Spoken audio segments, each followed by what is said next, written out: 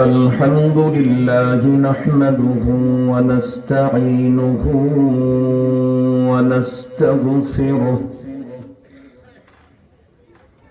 ونؤمن به ونتوكل عليه ونعوذ بالله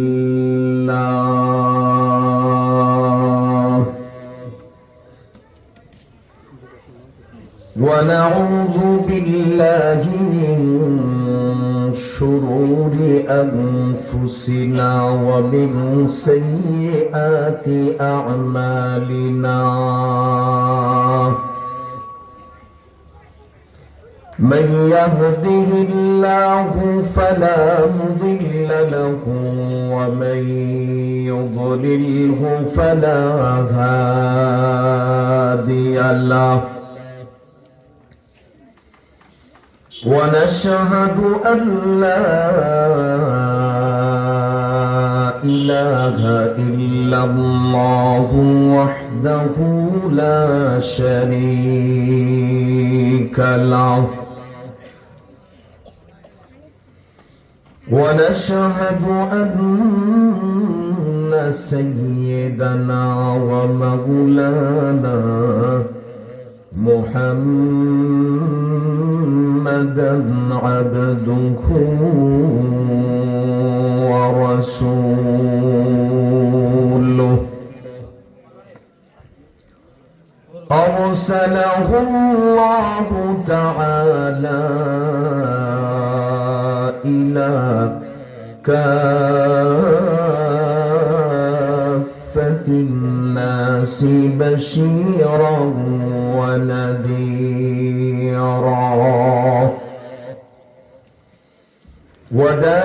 وداعيا إلى الله بإذنه وسراجا وقمرا منيرا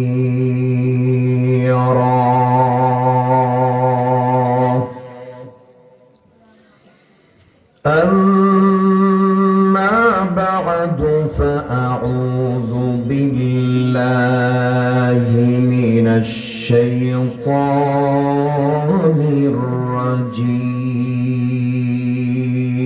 الرجيم بسم الله الرحمن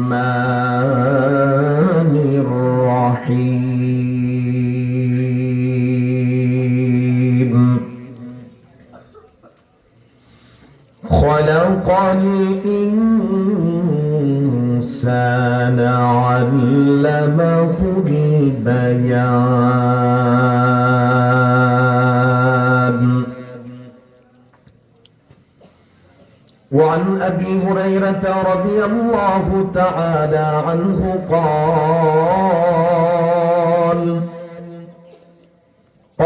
رسول الله صلى الله عليه وسلم إن العبد ليتكلم بالكلمة من رضوان الله لا يلقي لها بالا يرفع الله بها درجات وإن العبد ليتكلم بالكلمة من سخط الله لا يلقي لها بالا يهوي بها في جهنم أو كما قال النبي عليه الصلاة والسلام रग रग में मोहब्बत हो रसूल अरबी की रग रग में मोहब्बत हो रसूल अरबी की जन्नत के खजायन की यही बैअ सलम है वो रहमत रहमत आलम है शहे अस्वद अहमर, वो रहमत आलम है शहे अस्वद अहमर, वो सैयद कौनैन है आकाए उमम है। दिल्लत रसूल अरबी कहने को बेचैन, आलम है तहय्युर का जुबान है न कलम है।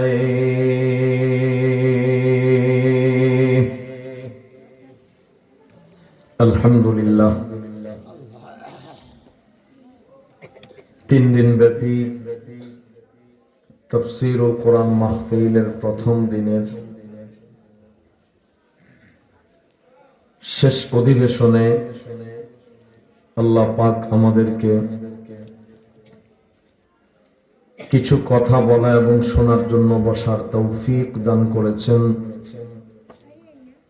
এজন্য দিল থেকে শুকরিয়া আদায় করি, আলহামদুলিল্লাহ।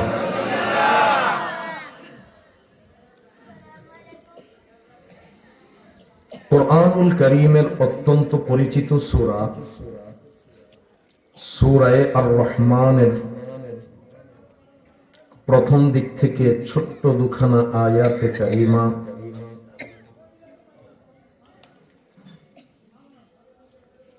এবং বিশ্ববিখ্যাত হাদিস গ্রন্থ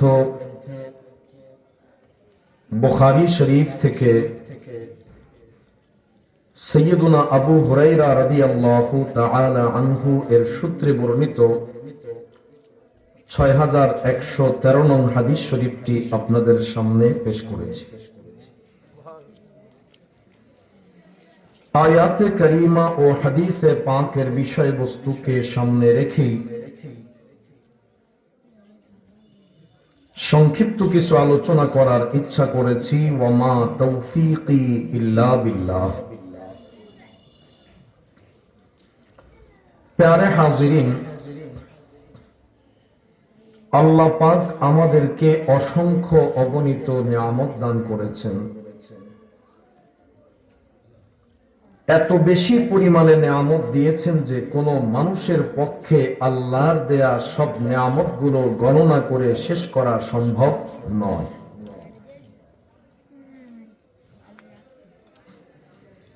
বলা যায় যেভাবে মাছ পানিতে থাকলে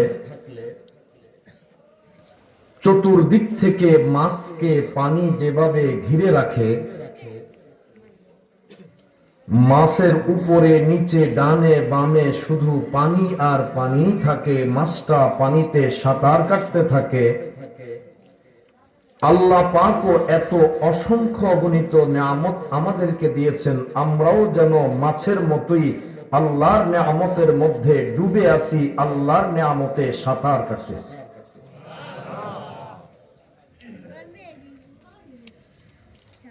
এই অসংখ্য অগণিত নিয়ামতের মধ্য থেকে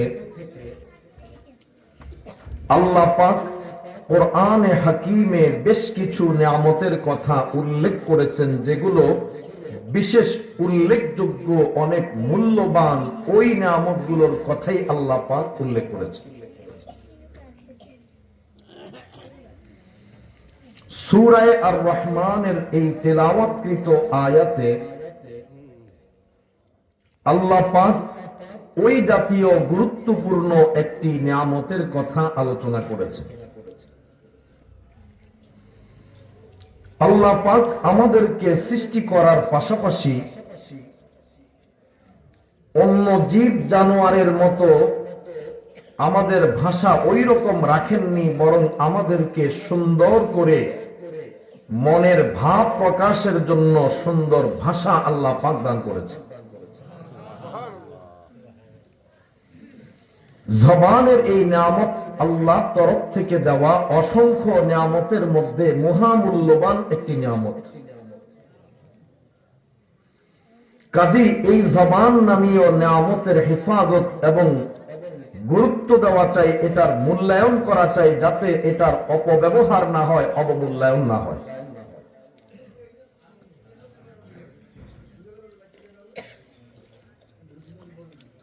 আল্লাহর নবীর একজন বিখ্যাত সাহাবী সাইয়্যিদুনা জাবির ইবনে সুলাইম রাদিয়াল্লাহু তাআলা আনহু,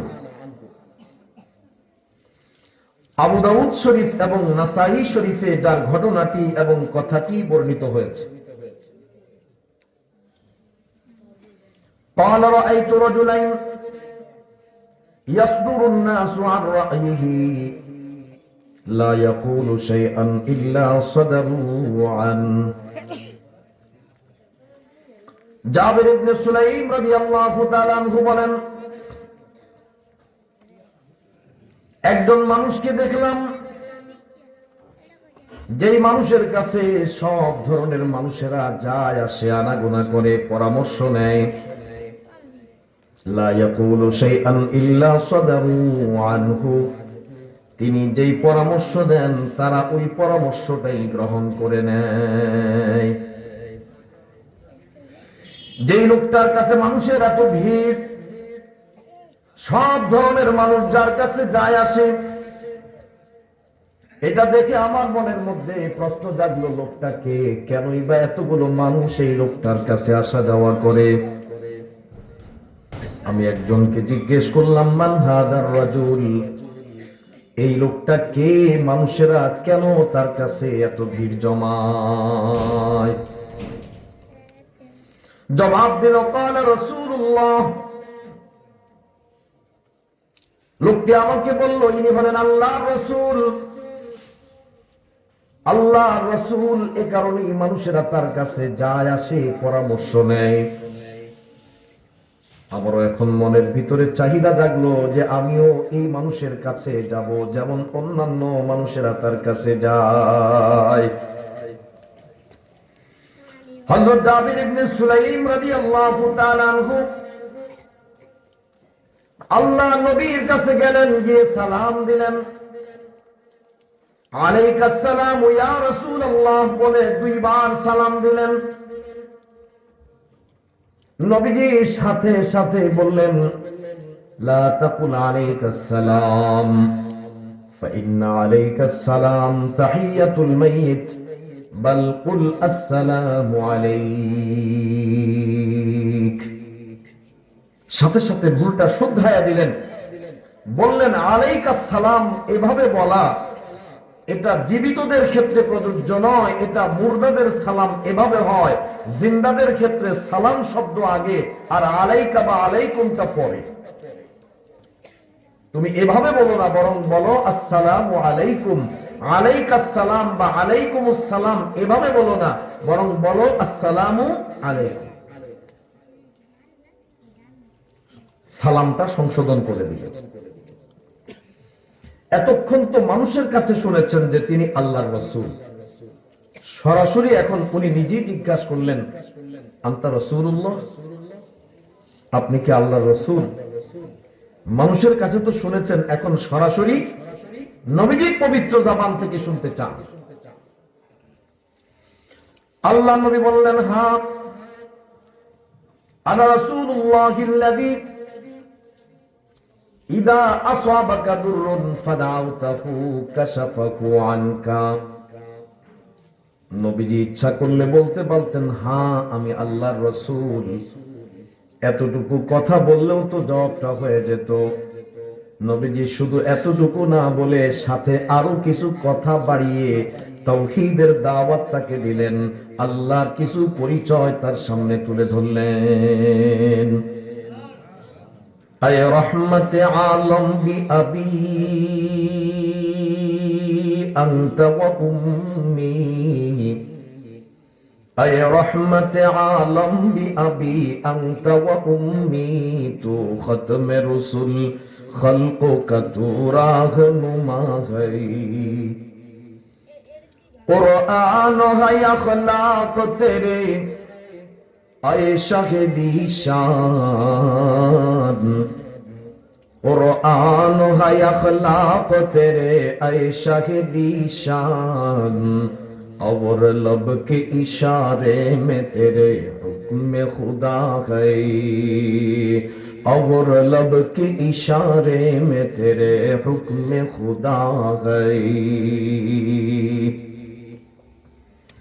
আল্লাহ পয়গম্বর শুধু সংক্ষিপ্ত শব্দে পরিচয়টা না দিয়ে বরং পরিচয়টা এমন ভাবে দিলেন যাতে নবী হিসাবে তার কাছে আল্লাহর পরিচয়টাও তুলে ধরা হয়, আল্লাহর দিকে তাকে আহ্বান করা হয়, দাওয়াতের কাজটাও যেন হয়ে যায়। নবীজি পরিচয়টা দিলেন এভাবে, আনা রাসূলুল্লাহিল্লাযী ইযা আসাবাকা দুররুন ফাদাউতাহু কাশাফাহু আনক। ও জাবের শোনো, আমি হলাম ওই আল্লাহর পক্ষ থেকে পাঠানো রাসূল। তোমার উপর যদি কোনো বিপদ আসে, মুসিবত আসে, তুমি যদি কোনো ঝামেলায় পতিত হও, ওই বিপদ মুসিবতে পড়ে তুমি যার কাছে দোয়া করলে, আবেদন করলে, যে মালিক তোমার বিপদটাকে দূর করে, আমি হলাম ওই আল্লাহর পক্ষ থেকে পাঠানো রাসূল। ওয়াইদা আসাবাকা আমু সানাতিন ফাদাউতাহু আমবাতাহা লাক। ও জাবের, আমি হলাম ওই আল্লাহর তরফ থেকে রাসূল। যদি চরম দুর্ভিক্ষ দেখা দেয়, এমন অভাব যে খাবারের কোনো ব্যবস্থা নাই, এমন কঠিন দুর্ভিক্ষ যখন দেখা দেয়, ওই মুহূর্তে যেই আল্লাহর কাছে চাইলে দুর্ভিক্ষ দূর করে ফল ফসল যিনি দিতে পারে, আমি হলাম সেই আল্লাহর তরফ থেকে রাসূল।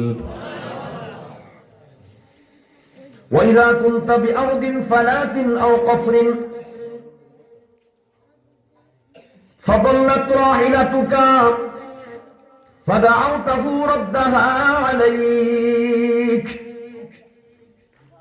ও জাবের, আমি ওই আল্লাহর তরফ থেকে রাসূল। তুমি যদি এমন কোন মরুভূমির মধ্যে গিয়ে পতিত হও, যেখানে গেলে তোমার গন্তব্য এমন দূরে, আবার তোমার ঘরটাও এমন দূরে, সেখান থেকে কোনোভাবেই সাওয়ারিবিহীন আসা সম্ভব নয়,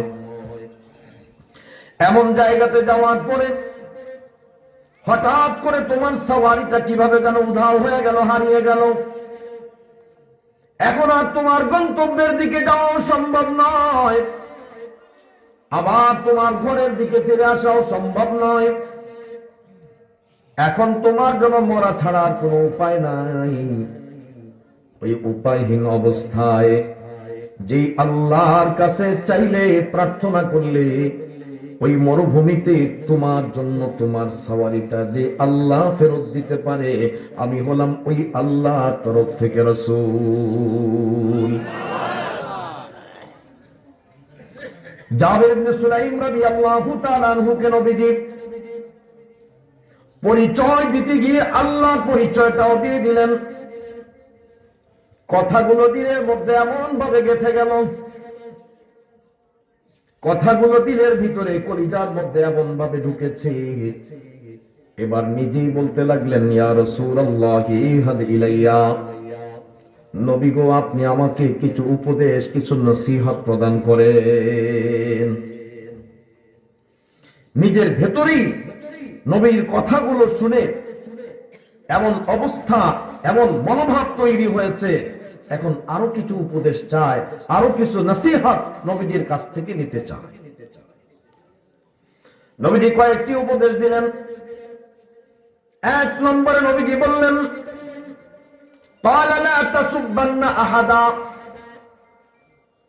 ও জাবের, শুনে রাখো, উপদেশ যেহেতু চেয়েছো, নসিহত যেহেতু চেয়েছো, এক নম্বরে তোমাকে বলি, দুনিয়াতে যতদিন বেঁচে থাকবে, কাউকে কোনদিন গালিগালাজ করবা না, গালি দিবা না। সাহাবী হযরত জাবির ইবনে সুলাইম রাদিয়াল্লাহু তাআলা আনহু নবীজির এই কথাটা দিলের ভিতরে এমন ভাবে ঢুকায় নিলেন, সাথে সাথে সিদ্ধান্ত নিলেন, জীবনে আর কোনোদিন কাউকে কোনো কটু কথা বলবো না, গালিগালাজ কোনোদিন করব না। قال فما سببت بعده حرا ولا عبدا ولا بعيرا ولا شاة। ওই যে নবীজির কাছ থেকে উপদেশটা শুনেছি, কাউকে খবরদার গালি দিও না, ওই দিন থেকে এমন ভাবে সিদ্ধান্ত নিয়েছি, জীবনে আর ওই দিনের পর থেকে কোনো মানুষকে, কোনো পুরুষকে, কোনো মহিলাকে, এমনকি কোনো উট বকরিকে, মানে কোনো পশুকেও পর্যন্ত আর কোনোদিন গালি দেই নাই। ওয়াজ এবং নসিহত আমরা তো অনেক শুনি, পার্থক্য এখানে সাহাবায়ে কেরাম একটা শুনেছেন তো একটাই আমল করেছেন, লম্বা শোনা লাগে নাই। আর আমরা রাতভর শুনি, অনেক কথা শুনি, অনেক আলোচনা শুনি, কিন্তু সিদ্ধান্ত নেই না আমল করব কিনা। যদি সিদ্ধান্ত না নেই, আমলের আগ্রহ না করি, আমল না করি, তাহলে এই জাতীয় হাজার বয়ান আমার জন্য কোনো কাজে আসবে না। হ্যাঁ, 1 ঘন্টার বয়ান, আধা ঘন্টার বয়ানও যদি হয়, আর ওটা যদি আমলের নিয়তে শোনা হয়, আমল করা হয়, তাহলে ওই আধা ঘন্টাই আমার জন্য লাখো বয়ানের চাইতে অনেক উত্তম। সাহাবী সিদ্ধান্ত নিয়ে নিয়েছেন, জীবনে আর কোনদিন, উনি বলেন ওই দিনের পর থেকে আর কাউকে, কোন নারীকে, কোন পুরুষকে, কোন পশুকে, কোন জীব জানোয়ারকে, কাউকে আর কোনদিন গালি দেই নাই। ওই দিন থেকে সিদ্ধান্ত করে নিয়েছি, যেই দিন নবীজি বলেছেন খবরদার কাউকে গালি দিবা না। আমরা পারবো না ইনশাআল্লাহ? নবীজির নসিহত, নবীজি উপদেশ দিয়েছেন, জবানের সাথে সম্পর্ক। কিসের সাথে সম্পর্ক? যেহেতু জবানের সাথে সম্পর্ক, জবান আল্লাহর দেওয়া মহা দৌলত, এর মূল্যায়ন করতে হবে, হেফাজত করতে হবে।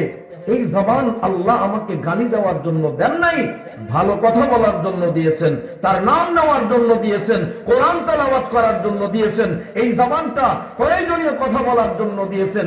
আজে বাজে কথা বলা, মন্দ কথা বলা, বাজে কথা বলা, গালিগালাজ করা, এই ধরনের কথার জন্য এই জবানটা দেওয়া হয় নাই। দ্বিতীয় নম্বর উপদেশ নবীজি দিলেন, قال لا تحقرن شيئا من المعروف। ও জাবের, খবরদার কোন নেক আমলকে কখনো ছোট মনে করবা না। শয়তানের বড় একটা চক্রান্ত হলো, শয়তান অনেকগুলো আমল থেকে আমাদেরকে বিভিন্ন অজুহাতে বঞ্চিত করে। তার মধ্যে একটা অজুহাত, আরে এইটা তো মুস্তাহাব আমল, এইটা তো ছোট্ট আমল, এটা না করলেও চলবে, অসুবিধা নাই, এটা তো সুন্নত, না পড়লেও চলে, এটা মুস্তাহাব, এটা না পড়লেও চলে, এটা নফল, না করলেও সারে। এইভাবে প্রত্যেকটা আমলকে ছোট সাব্যস্ত করে ওই আমল থেকে শয়তান আমাদেরকে বঞ্চিত করে দেয়। নবীজি বললেন, খবরদার, যখনই তোমার সামনে কোন নেক কাজ করার সুযোগ আসবে, কোন ভালো কাজ তোমার সামনে আসবে, বাহ্যিকভাবে সেটা তোমার কাছে ছোট মনে হতে পারে, খবরদার ছোট বলে আমলটাকে তুচ্ছ করে বাদ দিও না। কোন নেক আমলকে কোনদিন ছোট মনে করবা না, কারণ তোমার কাছে ছোট হলেও হতে পারে আল্লাহর কাছে এই আমলটা অনেক দামি। বহুত বড় একজন বিখ্যাত মুহাদ্দিস বুজুর্গ ছিলেন, আল্লামা তকি উসমানী হাফিজাহুল্লাহ। তিনি উল্লেখ করেছেন, তার কিতাবে বয়ানের মধ্যে উল্লেখ করেছেন, আল্লাহরই বান্দা, বহুত বড় মুহাদ্দিস, বহুত বড় বুজুর্গ, হাদিসের কিতাব পড়াইছেন, হাদিসের কিতাব লিখেছেন, বিভিন্ন ওয়াজ নসিহত করে বহু নেক আমল তিনি করেছেন। একদিন তিনি হাদিসের কিতাব লিখতেছিলেন, লেখার সময় এখনকার মতো কলম তো আগের যুগে ছিল না, কঞ্চি, বাঁশের কঞ্চিটা মাথা চিকন করে দোয়াতের মধ্যে ভিজায়া ভিজায়া লিখতে হতো। দেখেছেন আপনারা? ছোটবেলায় আমরাও লিখেছি কলম দিয়ে, লেখা সুন্দর করার জন্য এই কঞ্চি দিয়ে কলম বানিয়ে ভিজিয়ে ভিজিয়ে লেখা হতো, সুন্দর লেখা হয়, এটা সিস্টেম আছে। আগের যুগে তো এই আধুনিক কলম ছিল না, এভাবেই তারা লিখতেন। তো উনি ওই বাঁশের কুঞ্চির তৈরি কলমটা দোয়াতে ভিজিয়ে যেই না তুলেছেন, এখন লেখা শুরু করবেন, ঠিক হঠাৎ এই মুহূর্তে একটা মশা এসে ওই কালিটা, যেই কলমের মাথায় জমা যে কালিটা, এখানে বসে খুব দ্রুত সে কালি চুষতেছে, মনে হচ্ছে সে খুব পিপাসী। আল্লাহর বান্দা এই বুজুর্গ চিন্তা করলেন, আরে আল্লাহর একটা মাখলুক, একটা মশা, তার একটু পিপাসা লাগছে মনে হয়, তো আমি যদি কলমটা কিছুক্ষণ ধরে রাখি তাহলে সে তার পিপাসাটা নিবারণ করে চলে যেতে পারবে। 2 সেকেন্ড রাখলে অসুবিধা কি, 2 সেকেন্ড পরেই লিখি, এই চিন্তা করে একটু সময় কলমটা কাগজে না লাগিয়ে এমনি ধরে রাখলেন যে তার পিপাসা নিবারণ করে সে চলে যায়। আল্লাহর বান্দা এই আমলটাকে তেমন কোন আমল মনে করেন নাই। ইন্তেকালের পরে একদিন ওনার ছাত্র ওনাকে স্বপ্নে দেখে জিজ্ঞাসা করে স্বপ্ন যোগে, হুজুর আপনি তো অনেক বড় মুহাদ্দিস, অনেক বড় আলেম, অনেক বড় বুজুর্গ, অনেক কিতাব লিখেছেন, অনেক দ্বীনি দাওয়াতের কাজ আপনি করেছেন, অনেক নেক আমল আপনি করেছেন, তো আখিরাতের জগতে, পরকালের জগতে আপনার সঙ্গে আল্লাহ কি ব্যবহার করেছি, মানে আপনার হালত কি, আপনি কেমন আছেন পরকালে? হুজুর বলেন, আমি যেমনটা মনে করেছিলাম তেমনটা নয়। ছাত্র বলে, ঘাবড়ায় গেলাম, এত বড় একদম নেককার মানুষ, এত বড় মুহাদ্দিস, এত বড় বুজুর্গ ব্যক্তি, তিনি যদি বলেন ব্যতিক্রম, তাহলে আমাদের উপায়টা কি হবে? জিজ্ঞাসা করলেন, হুজুর বুঝলাম না, বিষয়টা ভাঙায়া বলেন। তিনি বলতে লাগলেন, আমি তো মনে করেছিলাম, হাদিসের কিতাব পড়ালাম, হাদিসের কিতাব লিখলাম, মানুষকে নসিহত করলাম, ব্যক্তিগত আমল অনেক করলাম, আমার এই আমলগুলা বুঝি আমার নাজাতের ওসিলা হয়ে যাবে, মুক্তির কারণ হবে। কিন্তু এখানে এসে দেখলাম ব্যতিক্রম। আল্লাহর তরফ থেকে বলা হলো, ও বান্দা শোনো, তুমি যত আমল করেছো কোনোটাই আমার কাছে এত পছন্দের হয় নাই।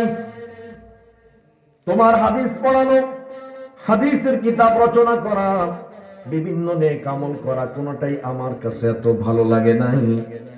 বরং আমি আল্লাহর কাছে ওই দিন যে আমার ক্ষুদ্র মাখলুক মশাকে একটু কালি পান করার সুযোগ করে দিয়েছিলাম, ওইটা আমার কাছে এত ভালো লেগেছে, আমি আল্লাহ কেবল ওই আমলটার কারণেই তোমাকে মাফ করে দিয়েছি।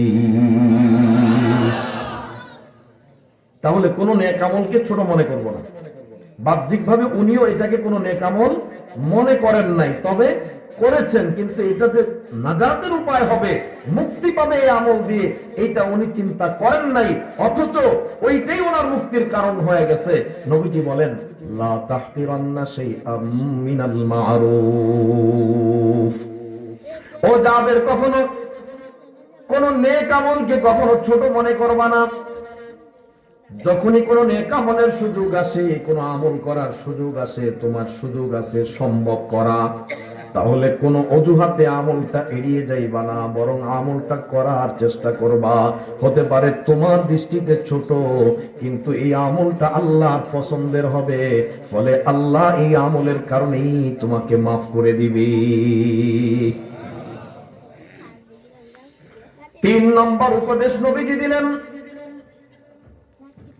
وأن تكلم أخاك وأنت منبسط إليه وجهك। আল্লাহ নবী 3 নম্বর উপদেশ দিলেন, তুমি যখন তোমার কোনো ভাইয়ের সঙ্গে কথা বলবে, আমরা সমাজে চলতে গেলে একে অপরের সঙ্গে কথা বলার প্রয়োজন হয় কিনা?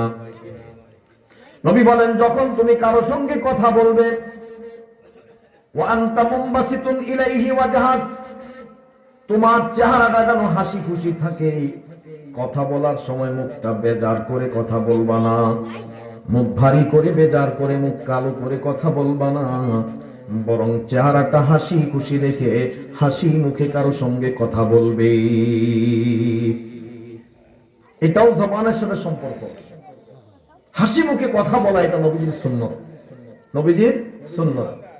এত কৃপণ, হাসতে তো পয়সা লাগে না, কি বলেন, হাসতে কি টাকা লাগে?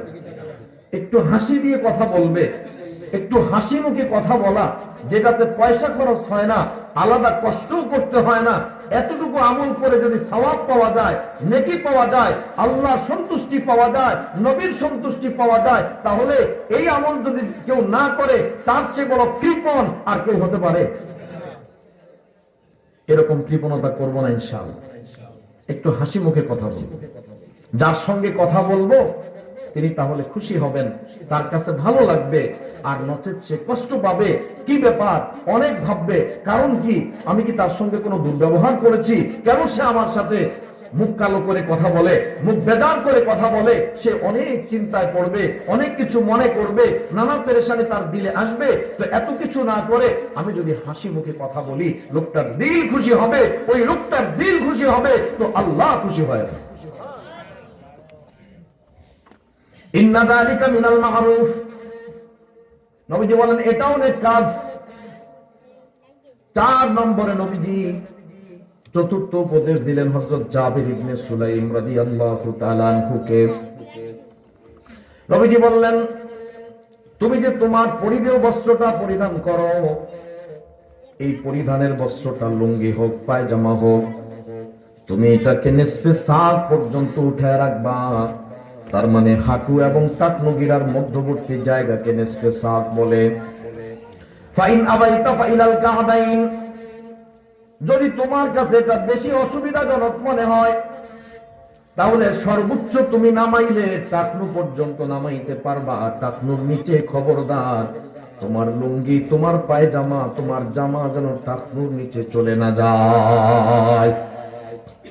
কারণ ইন্না যালিকা মিনাল মাখিলাহ ওয়া ইন্নাল্লাহা লা ইউহিব্বুল মাখিলাহ, কারণ টাকনু গিরার নিচে কাপড় পরা, পায়জামা পরা, লুঙ্গি পরা, এগুলো অহংকারের প্রমাণ, আর আল্লাহ অহংকারকে পছন্দ করেন না।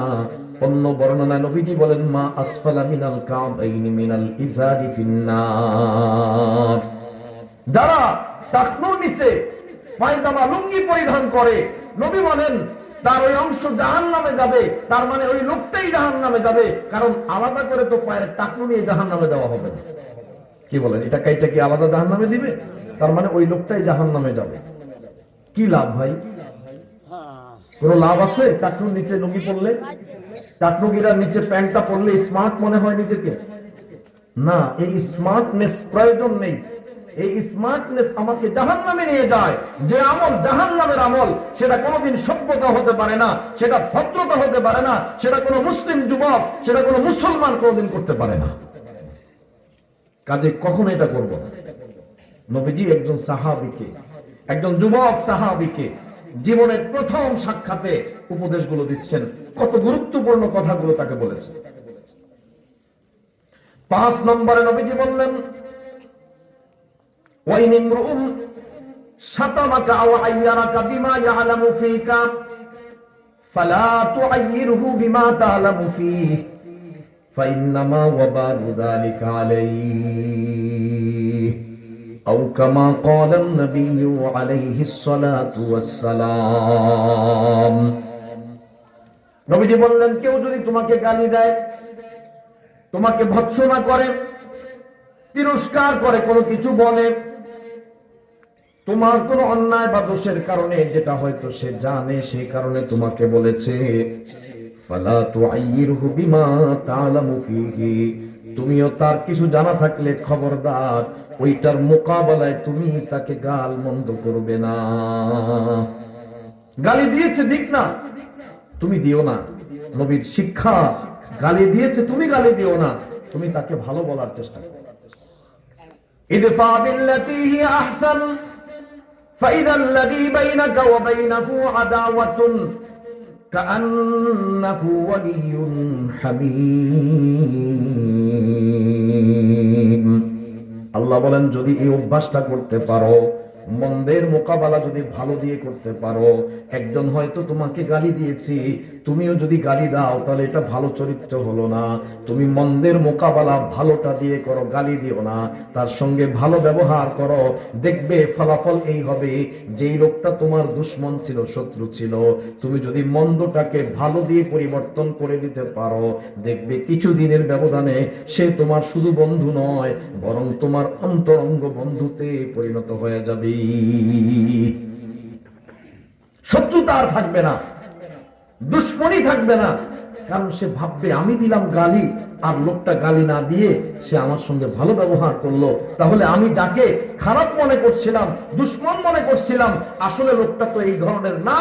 এভাবে দুই একবার যখন সে দেখবে, তার দিল সাক্ষ্য দিবে, অন্তর থেকে সাক্ষ্য দিবে, না এই লোকের সঙ্গে দুশ্মনী করাটা চলে না, তার সঙ্গে এই ভাব দেখানো ঠিক হবে না, তার দিল তাকে পরিবর্তন করে দিবে, মন থেকে এসে তার কাছে নিজে ক্ষমা চাইবে, ভাই আমি আপনাকে গালি দিয়েছি, ভুল করেছি, আপনি আমার সঙ্গে কত ভালো ব্যবহার করেছেন। এখন সে তাকে অন্তরঙ্গ বন্ধু মনে করবে, সব চাইতে হিতাকাঙ্ক্ষী বলে মনে করবে, ঠিক কিনা? 5টা উপদেশ দিচ্ছেন। কয়টা উপদেশ? আমল করতে পারলে বিশাল বড় আমল। 1 নম্বর, একটু মুখস্থ করে নেন, মনে মনে ঠিক করে নেন। 1 নম্বর, নবীজি বলছেন কাউকে গালি দিও না। 1 নম্বর কি? আমরা গালি দিব না ইনশাআল্লাহ। ওয়াদা করতে পারি না ইনশাআল্লাহ, গালি দিব না কাউকে, কোনো মানুষকেও না, কোনো পশুকেও না। মানুষ চাষাবাদ করতে গেলে গরুকে অনেক গালি দেয়, দেয় না? বিভিন্ন ছাগল বকরিকে অনেক গালি দেয়, এটাও নবীজি নিষেধ করেছেন, সাহাবী দেন নাই। তাহলে 1 নম্বর, কাউকে গালি দেব না। 2 নম্বর, কোন নেক কাজকে ছোট মনে করব না। কোন নেক কাজকে, যে কোনো নেক কাজের সুযোগ যদি আসে, আল্লাহ যদি আমাকে তৌফিক দেয়, আমি পারবো মনে করতেছি, তাহলে করবো ইনশাআল্লাহ, পিছপা হব না। 2। 3 নম্বর, কারো সঙ্গে কথা বললে হাসি মুখে কথা বলবো। কারো সঙ্গে কথা বললে হাসি মুখে কথা বলবো। 3 নম্বর। 4, আমার পরিধানের লুঙ্গি হোক, পায়জামা হোক, প্যান্ট হোক, জামা হোক, টাকনুর নিচে যেন না যায়, এ ব্যাপারে সতর্ক থাকবো। টাকনুর নিচে লুঙ্গি, পায়জামা, জামা যেন কখনো না যায়, এটা স্মরণ রাখবো। এটা অহংকার, আল্লাহ অহংকারকে পছন্দ করেন না। নম্বর 5, নবীজি বললেন কেউ যদি তোমাকে গালি দেয়, তো তুমি তার পরিবর্তে তাকে গালি দিও না, বরং মন্দটাকে ভালো দিয়ে মোকাবেলা করার চেষ্টা করো। মন্দের মোকাবেলায় মন্দ নয়, মন্দের মোকাবেলায় ভালোটা দাও, তাহলে দেখবে একদিন সে, যেই লোকটা তোমার দুশ্মন ছিল, ওই লোকটা তোমার বন্ধু হবে, অন্তরঙ্গ বন্ধু হবে, খাঁটি বন্ধু হবে। সে তোমার জান প্রাণ হয়ে যাবে, তোমার জন্য সে উদার হয়ে যাবে, তোমার জন্য যে কোনো মূল্যের ত্যাগ করতে সে প্রস্তুত হয়ে যাবে। জবানের মাধ্যমে মানুষ এমন কিছু গুনাহ করে, যেই গুনাহগুলো মানুষকে জাহান্নামে নিয়ে যায়। কোথায় নিয়ে যায়? অথচ এটাকে তেমন কিছু মনে করি না, মুখ দিয়ে ফরফর করে বলে ফেলতেছি, এই কথাটাই আমার জাহান্নামে যাওয়ার কারণ হবে, এটা আমি বুঝি না। সাইয়্যিদুনা আবু হুরায়রা রাদিয়াল্লাহু তাআলা আনহু বলেন, বুখারী শরীফের বর্ণনা, قال رسول الله صلى الله عليه وسلم إن العبد لا يتكلم بالكلمة من رضوان الله لا يلقي لها بالا يرفع الله بها درجات وإن العبد لا يتكلم بالكلمة من سخط الله لا يلقي لها بالا يهوي بها في جهنم أو كما قال النبي عليه الصلاة والسلام। সাইয়্যিদুনা আবু হুরায়রা রাদিয়াল্লাহু আনহু বলেন, আল্লাহর নবী বলেছেন, উম্মত জবানের কত মূল্য দাম আল্লাহর কাছে শোনো। কোন একজন মানুষ যদি নিজের অজান্তেও কোনো একটা ভালো কথা বলে, যেটা সে খেয়াল করে নাই, লক্ষ্য করে বলে নাই, মনের অজান্তেই বলেছে, অনিচ্ছাকৃত একটা ভালো কথা বলেছে, যেই কথাটা আল্লাহর কাছে পছন্দের হয়েছে, ওই কথাটাও আল্লাহ বেফলে ফেরত দিবেন না। আল্লাহ ওই কথার কারণে লোকটার মর্যাদা, সম্মান বৃদ্ধি করে দিবে। অনাকাঙ্ক্ষিত ভাবে বলেছে ভালো কথা। অপরদিকে ইন্নাল আবদা লা ইয়াতাকাল্লামু বিল কালিমাতি মিন সাখাতিল্লাহি লা ইউলকি লাহা বালান ইয়াহবি বিহা ফি জাহান্নাম নবী বলে, উম্মত শোনো, পক্ষান্তরে কেউ যদি জবান থেকে না বুঝে লক্ষ্য না করেও যদি এমন একটা কথা বলে ফেলে যেই কথাটা আল্লাহর অসন্তুষ্টির কারণ হয়, যেই কথাটা আল্লাহর কাছে ভালো লাগে না, আল্লাহর পছন্দের হয় না, এমন কথা যদি জবান দিয়ে সে বলে ফেলে অনাকাঙ্ক্ষিত, লক্ষ্য করে নাই, খেয়াল করে নাই, বলে আল্লাহ এটাকেও বেফলে ফেরত দিবে না। কথা যদি তীব্র মারাত্মক কথা হয়ে থাকে, তো এর কারণে লোকটাকে আল্লাহ জাহান্নামে নিক্ষেপ করবে। তাহলে আমি যে মুখ দিয়ে যা আসে তাই বলে ফেলি, না, এমনটা করা যাবে না।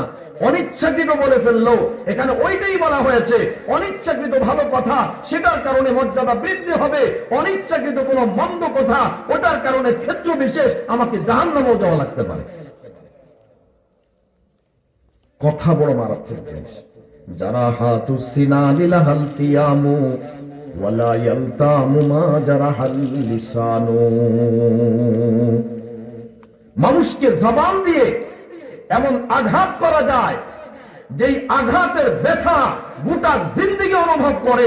তরবারি দিয়ে আঘাত করলে কিছুদিন পরে দাগও মুছে যায় আর জখমও শেষ হয়ে যায়, কিন্তু জবান দিয়ে এমন একটা কথা কাউকে বলে দিলাম, যেই কথাটা তার কলিজার ভিতরে এমন আঘাত করেছে, গোটা জিন্দেগি এই শোক আর কষ্ট সে বহন করে। হয় কিনা এরকম?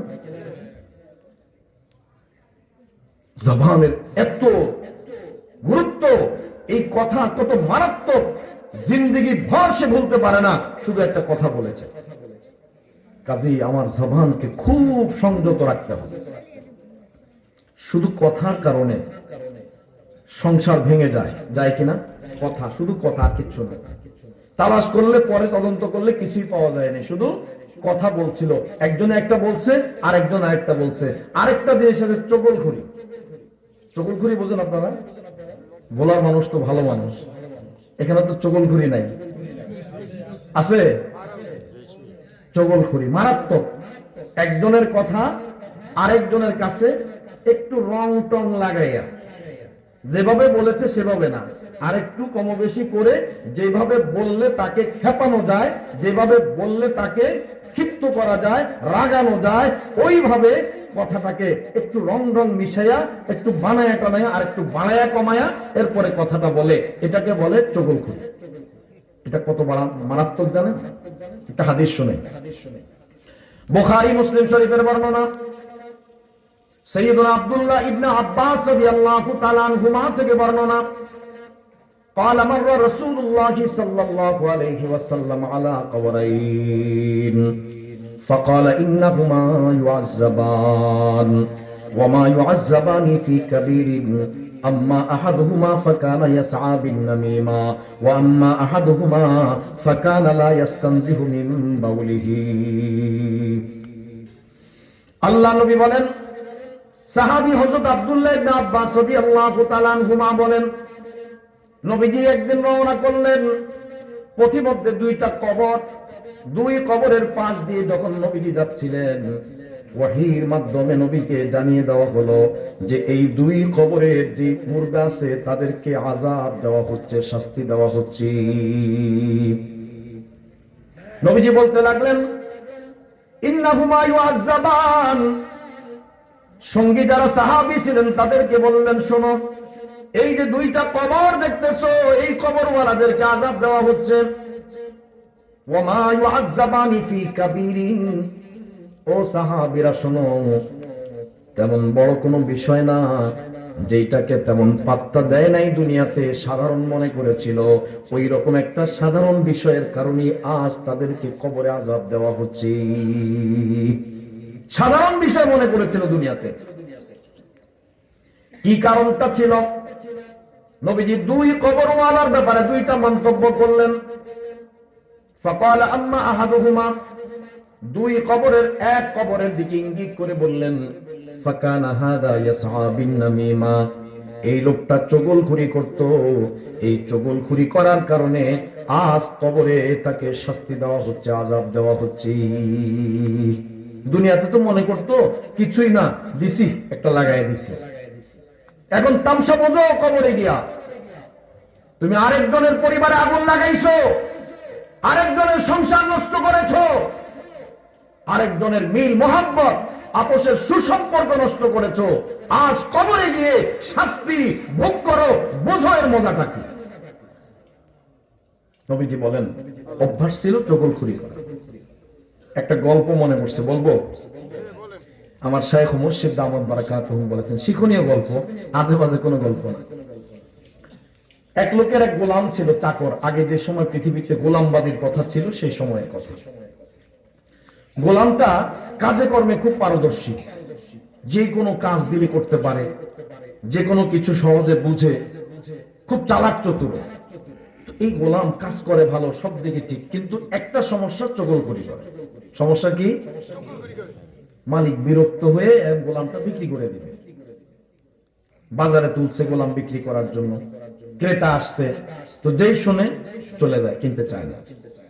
এক লোক চিন্তা করলো, গোলামের তো আর কোনো সমস্যা নাই, কাজে কর্মে ভালো, চালাক চতুর আছে, জ্ঞান বুদ্ধি আছে, খাটতেও পারে, অলস না, তাহলে আর এই একটু সামান্য সমস্যা চগলখুরি, এতে আর কি অসুবিধা হবে?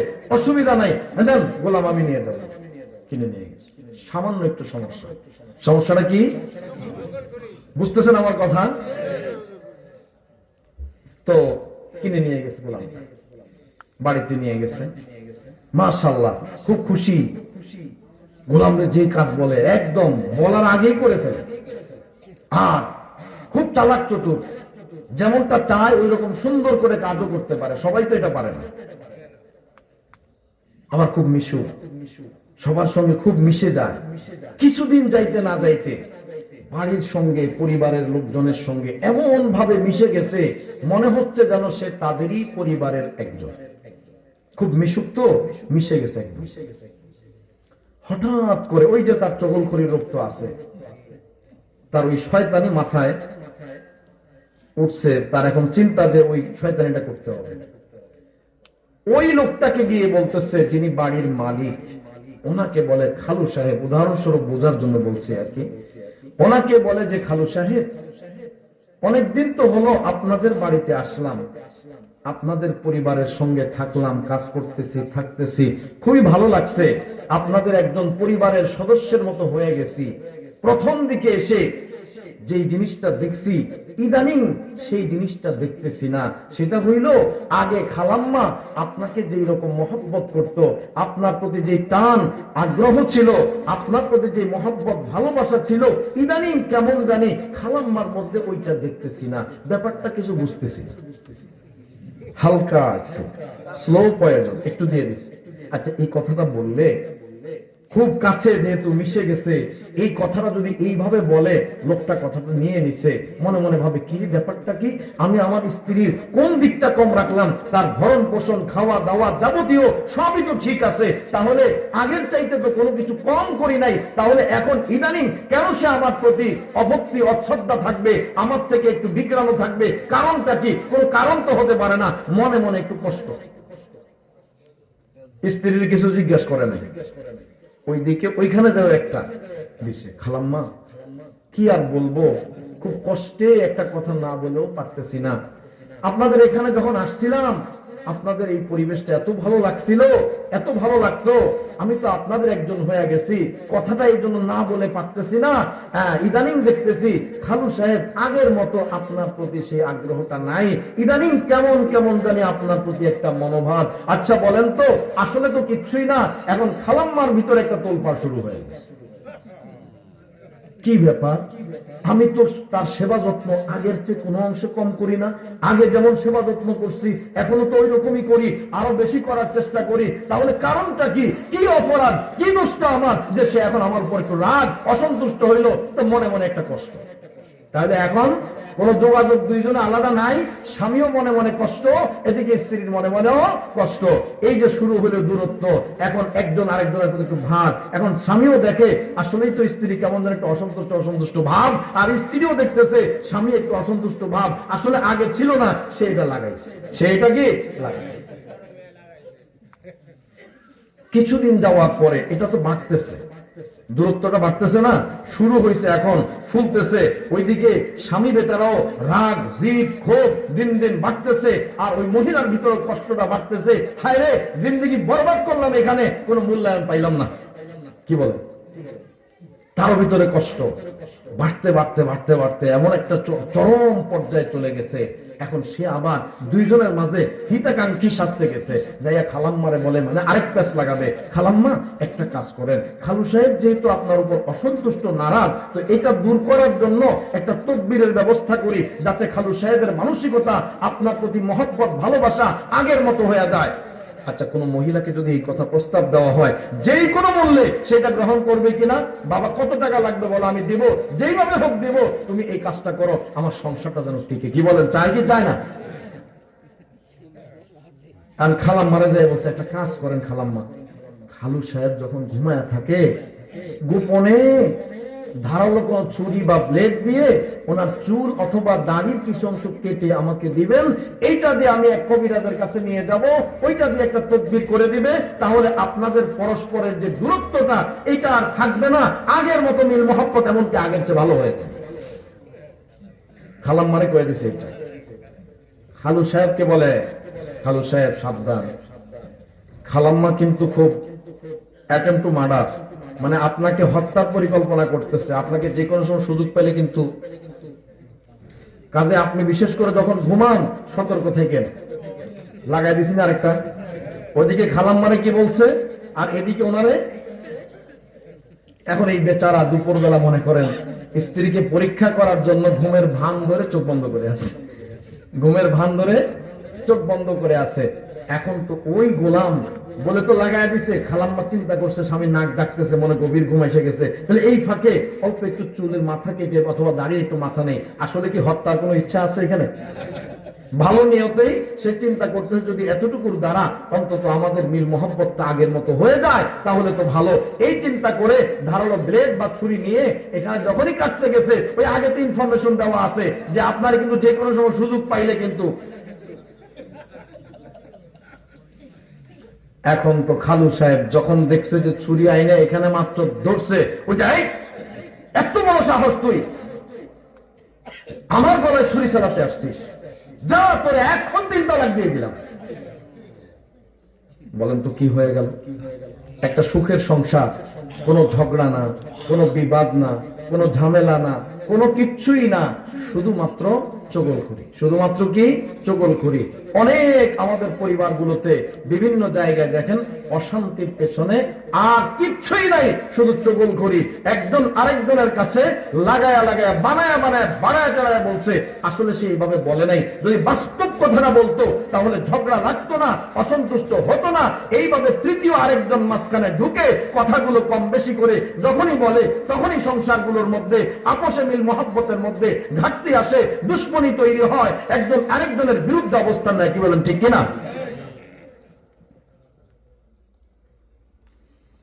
আল্লাহ নবী ইরশাদ করেছেন, ও সাহাবী শোনো, এই যে কবরে লোকটাকে আযাব দেওয়া হচ্ছে, ফাকানা ইয়াসআ বিন নামিমা, এই লোকটা চগলখড়ি করত, একজনের কথা আরেকজনের কাছে লাগিয়ে দিত। ও সাহাবী শোনো, খবরদার এই ধরনের কাজ কোনোদিন করবা না। দ্বিতীয় কবরওয়ালার দিকে তাকা ইশারা করে নবীজি বললেন, ওয়া আম্মা হাযা ফাকানা লা ইস্তানজিহু মিন বাউলিহি, আরেকজন কবরওয়ালা যাকে আযাব দেওয়া হচ্ছে, কেন তাকে শাস্তি দেওয়া হচ্ছে?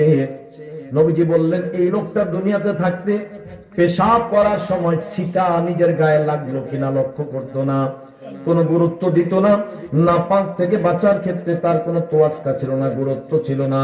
এই পেশাবের ছিটার ব্যাপারে অবহেলা করার কারণে আজ কবরে তাকে শাস্তি দেওয়া হচ্ছে। এরপরে ফাআখাযা উদান ফাকাসসারাহু ইসনাইনি, নবীজি একটা গাছের ডাল নিলেন, 2টা ভাগ করলেন, 2টা টুকরা করলেন।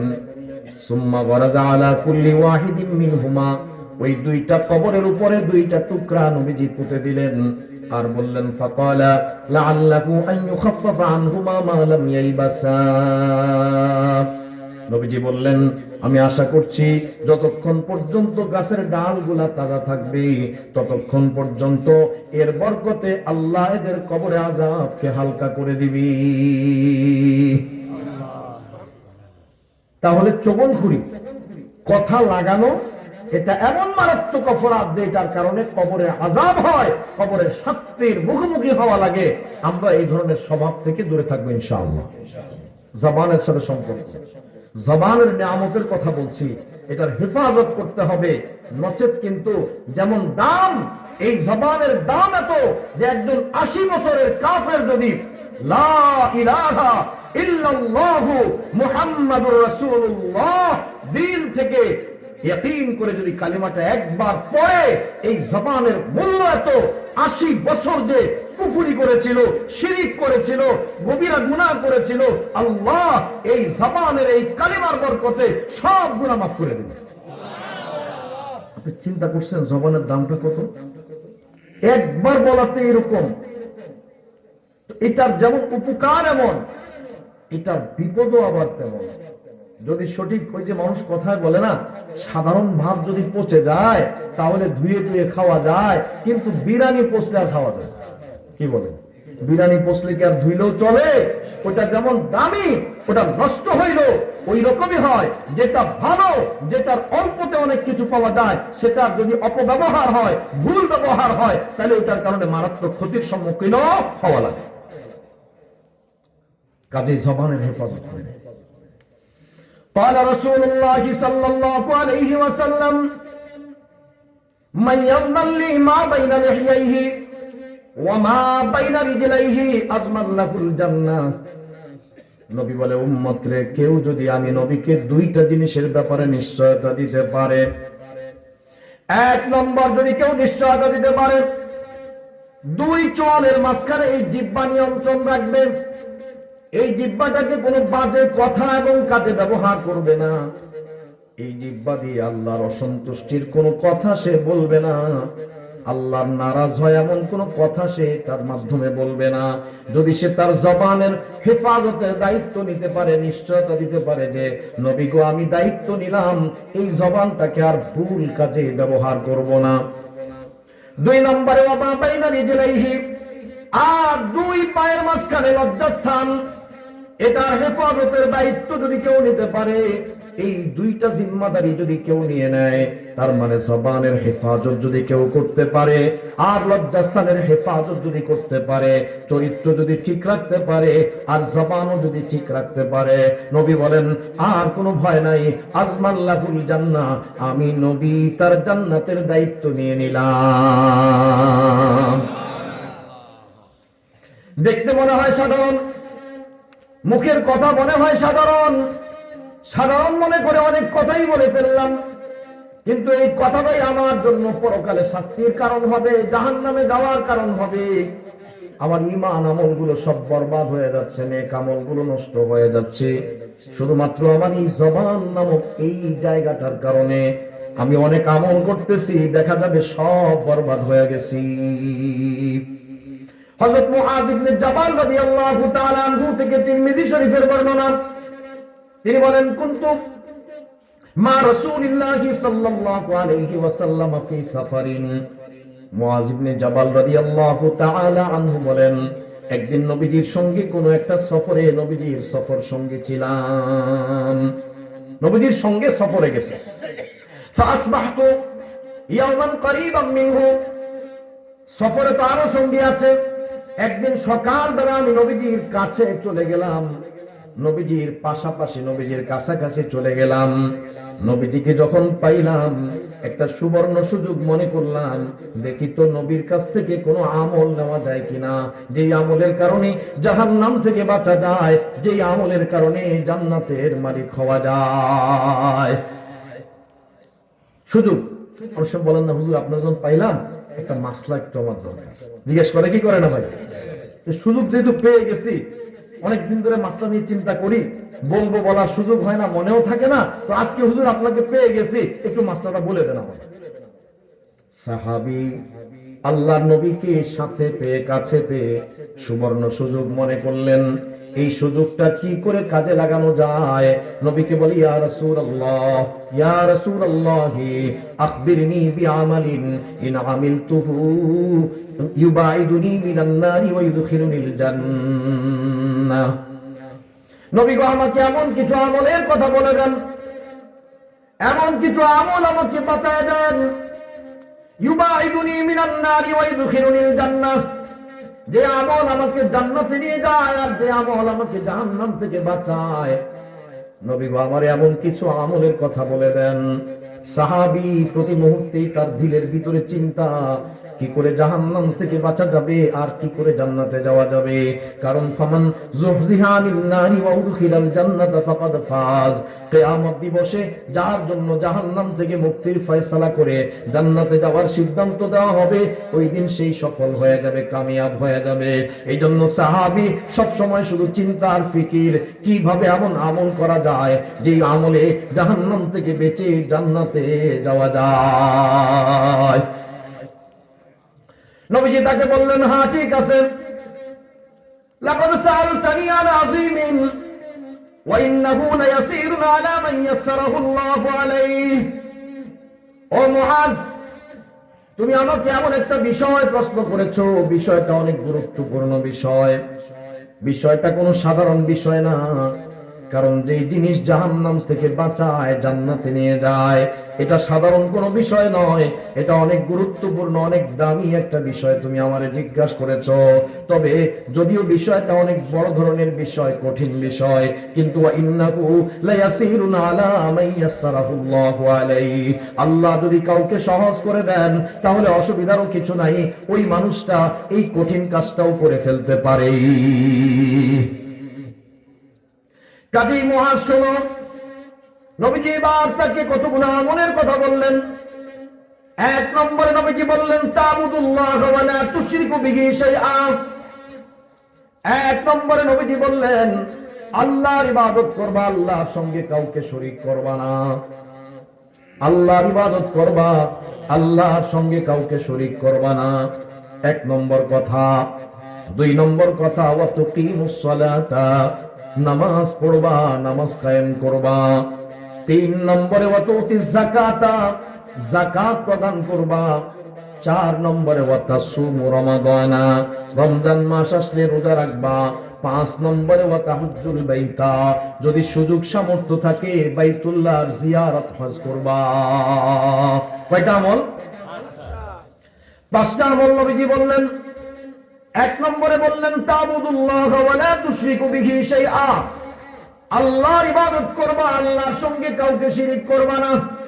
খবরদার, শিরকি কোন আমলে কখনো লিপ্ত হবে না, শিরিক জাতীয় কোনো কাজ যেন না হয়। যদি এই কাজটা করতে পারো, আল্লাহ বলেন, আল্লাযীনা আমানু ওয়া লাম ইয়ালবিসু ঈমানাহুম বিযুলমিন উলাইকা লাহুমুল আমনু ওয়া হুম মুহতাদুন। আল্লাহ বলেন, কেউ যদি ঈমানের পরে ঈমানটাকে এমন ভাবে পবিত্র রাখে যে তার সঙ্গে শিরিক কখনো মিশায় নাই, ঈমানের পরে যদি ঈমানটাকে শিরিক মুক্ত রাখে, কোন শিরিক তার সঙ্গে মিশাইল না, আল্লাহ বলেন, উলাইকা লাহুমুল আমনু, এদের জন্যই আমি আল্লাহর পক্ষ থেকে শান্তি, নিরাপত্তা প্রতিশ্রুতি আছে। আমি আল্লাহ শিরিক মুক্ত তাওহীদ যদি কেউ অবলম্বন করতে পারে, ঈমানটাকে শিরিকের ছোঁয়া থেকে যদি বাঁচায় রাখতে পারে, তাদেরকে শান্তি নিরাপত্তা দিবেন প্রতিশ্রুতি ওয়াদা দিয়েছেন। এবং ওয়া হুম মুহতাদুন, আল্লাহ বলেন, এরাই হেদায়েত প্রাপ্ত, এরাই হেদায়েতের উপর আছে। কাজে ঈমানকে যদি শিরিক থেকে মুক্ত রাখা যায়, তাহলে আমার জন্য বিশাল বড় একটা প্রাপ্তি আছে। একদিকে আল্লাহ শান্তি নিরাপত্তা দিবে, অপরদিকে লোকটা যে হেদায়েতের উপর আছে এটার গ্যারান্টি নিশ্চয়তা আল্লাহ দিয়েছে। এক নম্বর উপদেশ নবী এটাই দিলেন, খবরদার, ইবাদত করবা আল্লাহ, আল্লাহর সঙ্গে কাউকে শিরিক করবা না। পারবো না ইনশাআল্লাহ? এগুলো নবীজির নসিহত, আমি তো বানাই বলছি না, তিরমিজি শরীফের মধ্যে আছে। দুই নম্বরে কি বললেন? ওয়া তুকিমুস সালাতা, নামাজ কায়েম করবা। ইনশাআল্লাহ আগামীকাল আল্লাহ তৌফিক দিলে নামাজ বিষয়ে কথা বলব। নামাজ বিষয়, নামাজটা কেমন হওয়া চাই, নামাজের গুরুত্বটা আসলে কতখানি, এবং নামাজের তাৎপর্যটা কি, নামাজ আমাদের কি কাজে লাগে দুনিয়াতে আখিরাতে, নামাজের সুফলটা কি, আমি কেন নামাজটা ছেড়ে দিচ্ছি, এ সম্পর্কে ইনশাআল্লাহ বিস্তারিত যতটুকু সম্ভব ইনশাআল্লাহ আল্লাহ বাঁচিয়ে রাখলে আগামীকাল বলবো। আজকে এই কথাটা শেষ করি, আগে আগে চলে আসবে ইনশাআল্লাহ, যাতে পুরো কথাটা শুনতে পারি, তাহলে ফায়দা হবে ইনশাআল্লাহ। 2 নম্বরে নবীজি বললেন ওয়া তুকিমুস সালাহ, নামাজ পড়বা, খবরদার নামাজের মধ্যে কোনো ঘাটতি করবা না। 3 নম্বরে বললেন ওয়া তুতিজ যাকাত, যাকাত প্রদান করবা, যদি মাল থাকে যাকাত দিবা, খবরদার লামসাম করবা না, হিসাব করে পাই পাই করে যাকাত দিবা। যে ব্যক্তি তার মালের হিসাব যদি পাই পাই করে হিসাব করে যাকাত দেয়, আল্লাহ ওই মালের মধ্যে বরকত দিয়ে দেয়, ওই মালটাকে বিপদ আপদ থেকে আল্লাহ হেফাজত করে। যাকাতের একটা পয়সাও যদি মালের মধ্যে থেকে যায়, 1 পয়সা যদি থেকে যায়, নবীজি বলেন ওই 1 পয়সাই, যাকাতের 1 পয়সাই মালের মধ্যে থেকে যাওয়া মালকে ধ্বংস করার জন্য যথেষ্ট, আর কিছু লাগবে না। আর আল্লাহর যে বান্দা হিসাব করে যাকাতটা দিবে, মালটা পবিত্র হয়ে যাবে। আল্লাহ পাক বাহ্যিকভাবে যদিও দেখছে মাল কমে গেছে, আল্লাহ পাক ওই মালের মধ্যে এমন বরকত দিবে, যেটা বেশি মালওয়ালা যাকাত না দিয়ে মাল বেশি থাকলে ওই বেশি মাল দিয়েও যেটা করা যায় না, আল্লাহ পাক যাকাত দিয়ে মাল কমলে কি হবে, এই অল্প মাল দিয়ে তার চাইতে বেশি কাজ করায় দিবি, বরকত হবে ইনশাআল্লাহ। তাহলে যাদের যাকাত ফরজ হয়, হিসাব করে করে 2 টাকা বেশি যাক, যেন কম না যায়। 2 টাকা বেশি গেলে দান হবে, কি বলেন? যদি 100 টাকা বেশি গেছে, 1000 টাকা বেশি দেওয়া হয়ে গেছে, কোনো ক্ষতি আছে? এটা দান হিসাবে গণ্য হবে, আমি দানের সব পেয়ে যাব। কিন্তু কম হয়ে গেলে বড় আশঙ্কা আছে, মাল বরবাদ হবে, আর কিয়ামতে এই ফরজ হুকুমটা তরক করার কারণে আল্লাহর আসামি হয়ে আমাকে দাঁড়াতে হবে। কাজে যাদের যাকাত আছে হিসাব করে দিয়ে দিন। 4 নম্বরে নবীজি বললেন ওয়া তাসুমু রমাদান, রমজান মাস আসতে রোজা রাখবা। অনেক পরিশ্রমী মেহনতি মানুষ, যার রোজা রাখার ইচ্ছা আছে সে কষ্ট করেও রোজা রাখে, কিন্তু অনেকে অজুহাত দেয়, বিভিন্ন অজুহাত দিয়ে রোজাগুলোকে নষ্ট করে ফেলে, কি বলেন? করে কিনা? অথচ বন্ধু তুমি জানো না, কষ্ট করে তুমি যে রোজাটা রাখলা, একটা মাস যদি মনে করো তোমার কাজে কিছু ঘাটতি হয়ে গেল, যেমন কাজটা করতে পারার কথা তেমন হয়তো পারলা না, কিন্তু মনে রেখো 1 মাস রোজা তোমাকে জাহান্নাম থেকে বাঁচাইয়া আল্লাহর জান্নাতের উপযুক্ত করে দিবি। কিয়ামতের দিন রোজা সুপারিশ করবে। আস-সাওমু ওয়াল কুরআনু ইয়াশফাআনি লিল আবদি ইয়াওমাল কিয়ামাহ। নবী বলেন উম্মত রে, কিয়ামতের ময়দানে কঠিন বিপদের মুহূর্তে রোজা এবং কোরআন, এই 2টা জিনিস তোমার জন্য সুপারিশ করবে। রোজা বলবে আয় রব্বি মানাতুহুত তাআমা ওয়াশ শাহওয়াতি বিন নাহার, মালিক আমি এই লোকটারে দিনের বেলা খাওয়া পানাহার থেকে বিরত রেখেছি, স্ত্রী গমন থেকে বিরত রেখেছি, ওগো মালিক ফাশফিনি ফি, আমার সুপারিশটা গ্রহণ করে নেন, লোকটারে মাফ করে দেন। কোরআনও বলবে আল্লাহ মানাতুহুন নাওমা বিল্লাইল, রাতের বেলা জেগে জেগে কোরআন পড়েছে, হাফেজে কোরআনটা কত কষ্ট করে রাত্রে জাগে, তামাম দুনিয়া ঘুমায়, কিন্তু হাফেজে কোরআনরা তাহাজ্জুদের সময় উঠে কোরআন তেলাওয়াত করে কিনা? আপনাদের মানুষের তো করে, কোরআন তেলাওয়াত করেছে রাত্রে জেগে জেগে। কোরআন বলবে আয় রব্বি মানাতুহুন নাওমা বিল্লাইলি ফাশফিনি ফিহি, রব আপনার এই বান্দা আমি কোরআনকে তেলাওয়াত করতে গিয়ে রাত্র জাগরণ করেছি, মালিক এই লোকটার আপনি মাফ করে দেন, আমার সুপারিশটা গ্রহণ করে নেন। নবী বলেন ফায়ুশাফাআন, দুজনের সুপারিশ গ্রহণ করা হবে, রোজার সুপারিশটাও গ্রহণ করা হবে, আর কোরআনের সুপারিশটাও গ্রহণ করা হবে। তাহলে আমি অবহেলা করতেছি, সাধারণ মনে করতেছি, কিন্তু কিয়ামতে যখন বিপদে পড়ব তখন বুঝে আসবে একটা রোজার মূল্য কত, দাম কত। এই রোজাটা ওই দিন সুপারিশ করে আমাকে জাহান্নাম থেকে বাঁচাবে। তাহলে কত বড় আমল এটা। আজকে একটু অজুহাত দিয়ে, আমি কাজের অজুহাত দিয়ে রোজাটা রাখতেছি না। আরে ভাই, যদি একটু কাজ কম হয়, যদি একটু কষ্ট হয়, আপনার একটু কষ্ট হলো অর্থনৈতিক, এটা একটু সহ্য করে নেন, কিয়ামতে আখিরাতের জাহান্নামের আযাব থেকে বাঁচতে পারবে। এই জন্য রোজার ব্যাপারে কোনো অজুহাত দিব না। প্রয়োজনে কাজের বোঝা একটু কমাই, একটু আয় রোজগার কম হবে। এর কারণ কি জানেন? আজকে আমরা মনে করি রোজার মাস মানে উপার্জনের মাস, অথচ রোজার মাসটা হলো আখিরাত কামানোর মাস, ইবাদতের মাস। আর আমরা রোজার মাসকে বানাইছি ঈদের নতুন জামা কাপড়ের জন্য। এটাকে বানাইছি আমরা দুনিয়ার উপায় আর রোজগারের মাস। এই মাসে ব্যবসায়ীর ব্যবসার মাত্রা বেড়ে যায়, চাকরিজীবীর চাকরির ডিউটির পরিমাণ বেড়ে যায়। এই মাসে ক্ষেত খামারে কাজ করেওয়ালার ক্ষেতের কাজের চাহিদা বেড়ে যায়, কারণ ঈদ উপলক্ষে বাড়তি খরচ করতে হবে। ঈদ উপলক্ষে বাড়তি খরচ করতে রোজা মাস আসছে। ঈদ উপলক্ষে বেশি খরচ করার জন্য, নতুন জামা কাপড় কেনার জন্য রোজার মাস আসছে। রোজার মাস তো এই জন্য আসছে জাহান্নাম থেকে নিজেকে বাঁচানোর জন্য। যদি দুনিয়ার একটু ঘাটতি হয়েও যায়, যাক না, যদি এর বদৌলতে জাহান্নাম থেকে বাঁচা যায় তাহলে তো লাভজনক হলো। এজন্য কোনো অজুহাত দিয়ে রোজা ছাড়ার চেষ্টা করব না, রোজার মাসে রোজাগুলো রাখবো ইনশাআল্লাহ। 5 নম্বরে নবীজি বললেন, ওয়া তাহুজ্জুল বাইতা, যদি আল্লাহ তোমাকে আরো সামর্থ্য দেয়, মাল দেয়, তাহলে বাইতুল্লাহর জিয়ারত করবা। প্রত্যেকটা মুমিন মুসলমানের অন্তরে এই স্বপ্ন সাজ আছে, আল্লাহর ঘর জিয়ারত করা। কি বলেন? আপনার ছেলে মনে করেন বিদেশ থাকে, ছেলে শুধু টাকা পাঠায়, এতে কি সন্তুষ্ট? নাকি মা বাপ বলে যে বাবা টাকা তো পাঠাইছিস, এবার একটু আয়, তোর একটু দেখতে মন চায়। কি বলেন? বলে কি বলে না? আল্লাহর বান্দারও মনে চায়, আল্লাহরও মনে চায় আল্লাহর বান্দা আল্লাহর ঘরে যাবে। আর আল্লাহর যে বান্দা তারও মনে চায় সারা জিন্দেগি বাইতুল্লাহ না দেখে দেখে নামাজ পড়লাম, শুধু বাইতুল্লাহ এই দিকে আছে, এই দিকে ফিরে ফিরে নামাজ পড়লাম। মনে কত তৃপ্তি লাগে যদি সরাসরি বাইতুল্লাহটা সামনে থাকে। কি বলেন? তৃপ্তি না? এই জন্য নবী বলে, উম্মত রে, তোমার যদি সুযোগ তৌফিক থাকে চেষ্টা কইরো, ওয়া তাহুজ্জুল বাইতা, বাইতুল্লাহর হজ করবা, আল্লাহর ঘরে একটু আসার চেষ্টা করবা। এটা তোমার দিলের প্রশান্তি যেমন হবে, তোমার রবের প্রশান্তিও হবে, তোমার কাছেও ভালো লাগবে, তোমার রবের কাছেও বড় ভালো লাগবে।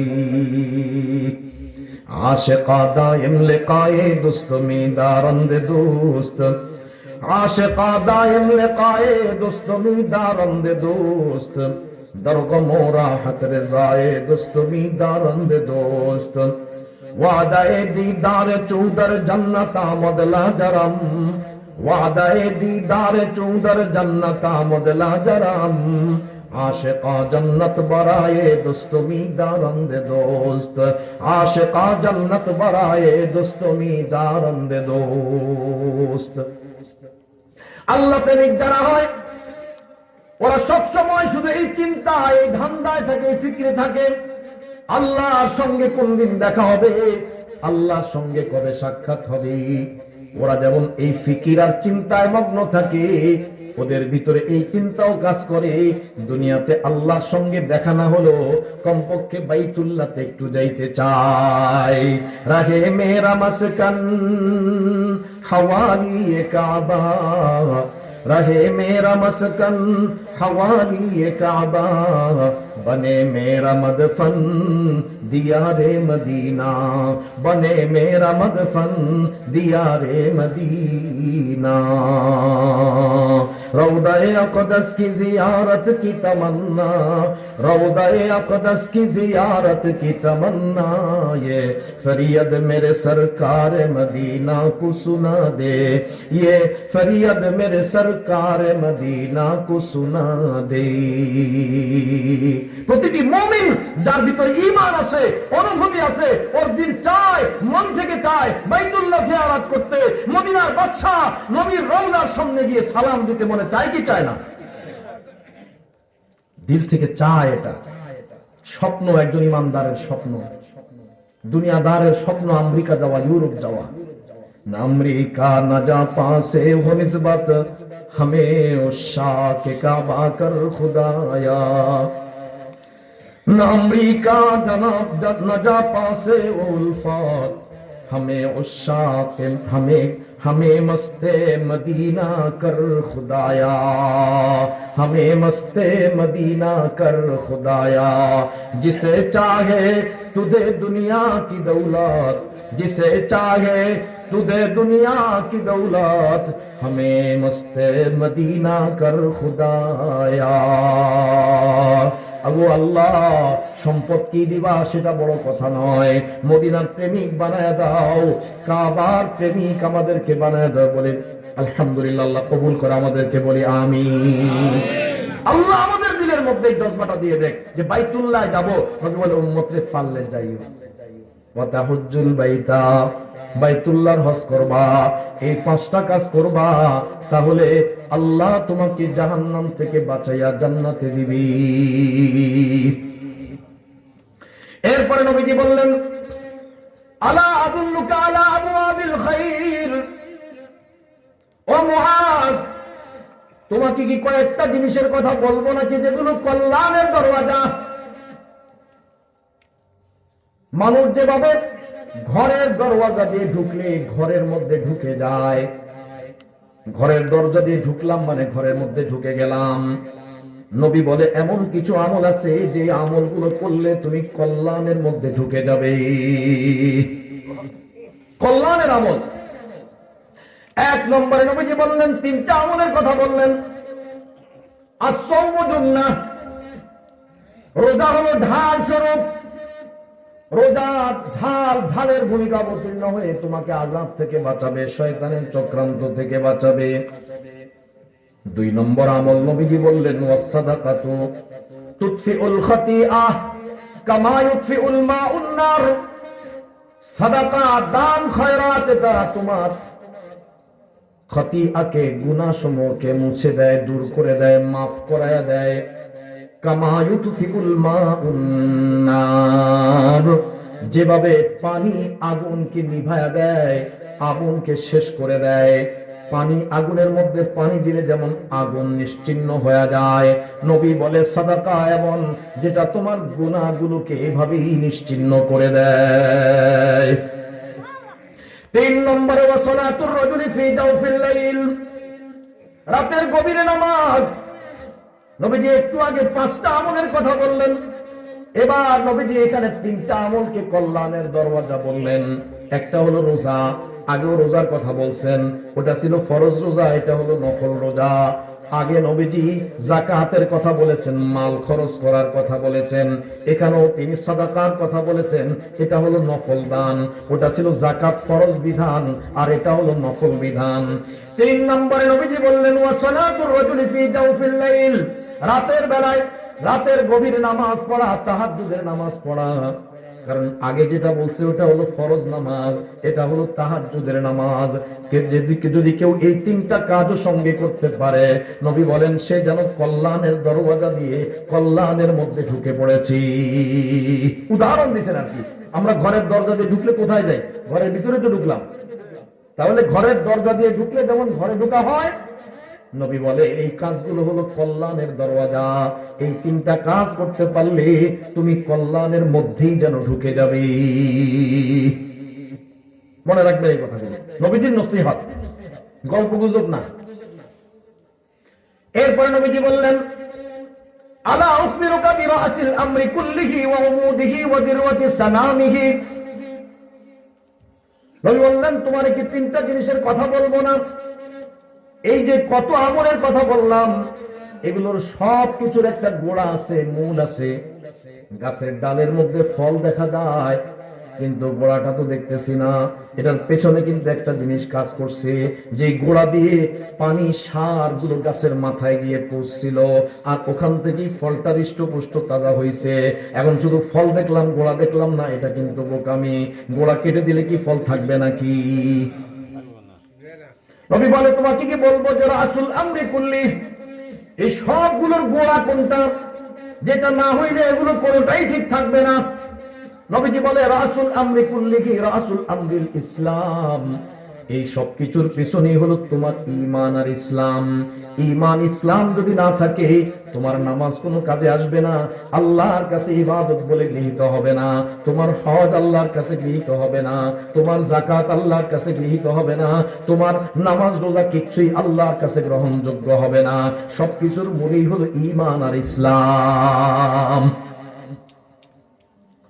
2 নম্বরে বললেন ওয়াদিরওয়াতু সালামিহি আল জিহাদ, ইসলামের উৎকৃষ্ট অংশ হলো জিহাদ। সবকিছুর মধ্যে একটা গুরুত্বপূর্ণ দামি অংশ থাকে। নবী বলে ইসলামে যতগুলো বিধান আছে তার মধ্যে গুরুত্বপূর্ণ উৎকৃষ্ট অংশ হলো জিহাদ। আবার জঙ্গি করেন না, যদি জঙ্গি হয় জিহাদ করলেন, নবীও বড় জঙ্গি ছিলেন, জিহাদ করেন না নবীজি? কি বলেন? আমাদের নবী জিহাদ করছেন না? তো এখন যে জিহাদের কথা বললে জঙ্গি বলে, আমাদের কি ব্যাপারটা কি? এটা কি আসলে আমাদের কথা না ওদের কথা? বুঝছেন তো কাদের? এটা পশ্চিমাদের কথা। আমাদেরকে শুধু কালার করতে চায়, মানে আমাদেরকে এই সমস্ত কথা বলে বলে ইসলামের মূল স্পিরিট থেকে দূরে রাখতে চায়। কোনদিন সম্ভব না। যাই হোক, নবীজি বলেন জিহাদ হলো ইসলামের উৎকৃষ্ট অংশ। সহজে বোঝেন, প্রত্যেকটা রাষ্ট্রের কিছু সেনাবাহিনী আছে কিনা? কেন লাগে? ওরা যে অস্ত্র ব্যবহার করে, ওনাদের কি কেউ সন্ত্রাসী বলে? কি বলেন? কোন পুলিশকে কেউ সন্ত্রাসী বলে? হ্যাঁ, উল্টাপাল্টা করলে বলে আর কি। কিন্তু যদি সে তার দায়িত্ব সঠিকভাবে পালন করে, কোন পুলিশকে কেউ কোনোদিন অস্ত্র বহন করার কারণে সন্ত্রাসী বলে না, বিডিআরকে কোনোদিন কেউ সন্ত্রাসী বলে না, বিজিবিকে কেউ সন্ত্রাসী বলে না, র্যাবকে, চিতা, কোবরা যাই বলেন, কাউকে কি বলে না? সন্ত্রাসী বলে না। সেনাবাহিনীকেও সন্ত্রাসী বলে না, অথচ তারাও অস্ত্র চালায়। কারণ কি? তাদের এই অস্ত্রটা শান্তির প্রতীক। এই অস্ত্রের কারণে বহু মানুষ অন্যায় থেকে ফিরে থাকে, দেশে শান্তি শৃঙ্খলা ঠিক থাকে। এই জন্য তাদের এই অস্ত্রটা শান্তির প্রতীক, সন্ত্রাসী না। ঠিক ইসলামের জিহাদটাও তাই, যাতে ইসলামের উপর, আল্লাহর উপর, নবীর উপর, দ্বীনের উপর কেউ যেন কোনো আক্রমণ করতে না পারে। ইসলামের জন্য, নবীর ইজ্জত রক্ষার জন্য, কোরআনের ইজ্জত রক্ষার জন্য, আল্লাহর ইজ্জত রক্ষার জন্য যাতে কেউ চোখ রাঙাতে না পারে, এই জন্য কিছু জিহাদ লাগে। এটা হচ্ছে শান্তি এবং নিরাপত্তার প্রতীক। কাজে এটাকেও সন্ত্রাসবাদ, জঙ্গিবাদ বলা, ইসলামী জিহাদকে অবমূল্যায়ন করা, অপব্যাখ্যা করা। আমাদের বাংলাদেশের চাইতে ইসলামের সীমানা কি কম? ইসলাম শুধু কি বাংলাদেশে আছে না আরো পৃথিবীতে আছে? তাহলে আমাদের এই 55,000 বর্গ মাইলের একটা দেশকে নিরাপদ রাখার জন্য এত স্তরে কি লাগে? বাহিনী লাগে। গ্রাম পুলিশ আছে, আনসার আছে, বিজিবি আছে, হ্যাঁ, তারপরে আপনার কি পুলিশ আছে, র্যাব আছে, এরপরে সর্বোচ্চ বাহিনী কি আছে? আর্মি আছে। একটা ছোট্ট 55,000 বর্গ মাইলের স্বাধীন রাষ্ট্র, এই রাষ্ট্রের নিরাপত্তার জন্য এত স্তরে নিরাপত্তা বাহিনী লাগে। ইসলামের সীমানা বাংলাদেশের চেয়ে কম না, গোটা বিশ্বময় ইসলাম। তাহলে এই বিশাল পরিধির ইসলামের হেফাজতের জন্য কিছু বাহিনীর প্রয়োজন আছে কিনা? ভয় লাগতেছে আপনাদের? ভয় পাইতেছেন নাকি আপনারা? ভয় পাইেন না। 3 নম্বরে নবীজি বললেন, ওয়াউমুদুহু, ইসলামের একটা খুঁটি আছে, ভিত্তি আছে। ওয়াউমুদুহু আস-সালাত, আর ইসলামের ভিত্তিটা হলো নামাজ। 3টা জিনিসের কথা বললেন। এক, বললেন সব কিছুর মূলে হলো ইসলাম আর ঈমান। এটা না থাকলে কোনো কিছুর কোনো দাম নাই, মূল্য নাই, ভ্যালু নাই। 2 নম্বরে বললেন ইসলামের উৎকৃষ্ট অংশ হলো জিহাদ।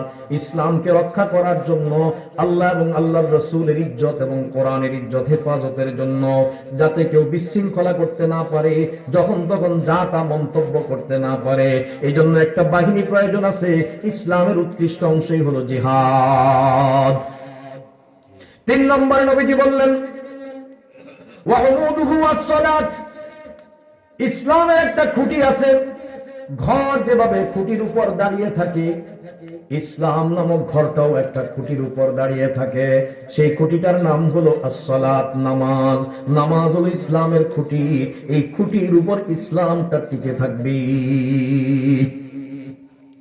এরপর নবীজি বললেন আলা উখবিরুকা বিমিলাকি যালিকা কুল্লি, যেই কথাটা বলার জন্য এই লম্বা হাদিসটা শুনাইলাম, নবীজি বলে যে এতগুলো কথা তোমাকে বললাম, প্রথমে 5টা আমলের কথা বললাম, তারপরে আরো 3টা বললাম, তারপরে আরো 3টা বললাম, এই যে 5 3 8 3 11, এই 11টা আমলের কথা 11 বার তোমাকে 11টা উপদেশ দিলাম। এই সব কিছুকে নিয়ন্ত্রণ করা, এটাকে আয়ত্তে রাখা, ক্যাপাসিটি কবজাতে রাখা। একটা গাড়ি যদি নিয়ন্ত্রণ হারায় ফেলে তাহলে পরিণামটা কি হয়? কালকে বলে লঞ্চ নিয়ন্ত্রণ হারায় মানুষ মারা গেছে না? গাড়ির নিয়ন্ত্রণ যদি না থাকে তাহলে যেমন দুর্ঘটনার শিকার হওয়া লাগে, ঠিক তদ্রুপ ভাবে আমার এই আমলগুলোর একটা নিয়ন্ত্রণ রাখতে হবে, ঠিক যেন থাকে, বেলাইনে না চলে যায়। নবী বলেন এই সবগুলার নিয়ন্ত্রণকারী একটা জিনিস আছে। হযরত মুআয ইবনে জাবাল বললেন, ইয়া রাসূলুল্লাহ, বলেন সেই জিনিসটা কি? ওটাই তো বেশি দরকার, কারণ আমার সবগুলো যেটার উপর নির্ভরশীল, যেটার কারণে সবগুলো ঠিক থাকবে, নিয়ন্ত্রণ থাকবে, ওইটা যদি না হয় তাহলে আমার বাকি সবই তো বরবাদ হয়ে যাবে। ফাআশারা ইলা লিসানিহি ওয়া আখাযা লিসানাহু ওয়া ক্বালা কুফা আলাইকা হাদা। নবীজি জিহ্বাটা ধরে ইশারা করে বলতেছেন এই জবানটারে নিয়ন্ত্রণ রাখবা। বুঝছেন তো কথা? কোনটা নিয়ন্ত্রণ রাখবে? জিহ্বা ধরে বলতেছেন কুফা আলাইকা হাযা, এই জবানটা নিয়ন্ত্রণ করো, এটাকে তোমার নিয়ন্ত্রণে রাখবা, কন্ট্রোলে রাখবা।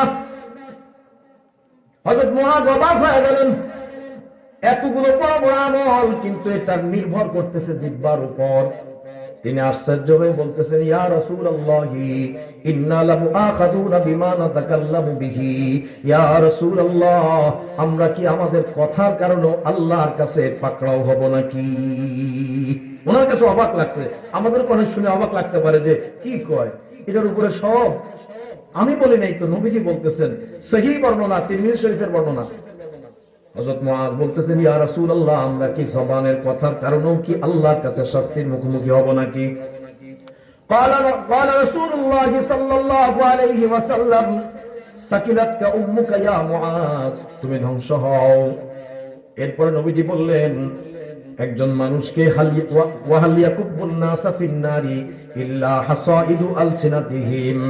একজন মানুষকে জাহান্নামে নিক্ষেপ করে তার মুখের ভাষা। এই জবান একজন মানুষকে জাহান্নামে নিক্ষেপ করবে, এমন এক কথা বলে বসবে, ঈমান বরবাদ হয়ে যাবে। তো ঈমান বরবাদ হইলে তার কোনো আমলই তো আর থাকবে না। কি বলেন? ইসলাম আর ঈমান তো গোড়া। তো ইসলাম যদি নষ্ট হয় কোনো কথার কারণে, ঈমান যদি নষ্ট হয়ে যায় কোনো কথার কারণে, আমার ঈমান নষ্ট হয়ে গেল, ইসলাম নষ্ট হয়ে গেল, মানে সব আমল বরবাদ হয়ে গেল। তাহলে সবকিছুর গোড়া এখন আসলো কোনটা? জিহ্বা। সবকিছুর গোড়ায় কি আসলো? জিহ্বা।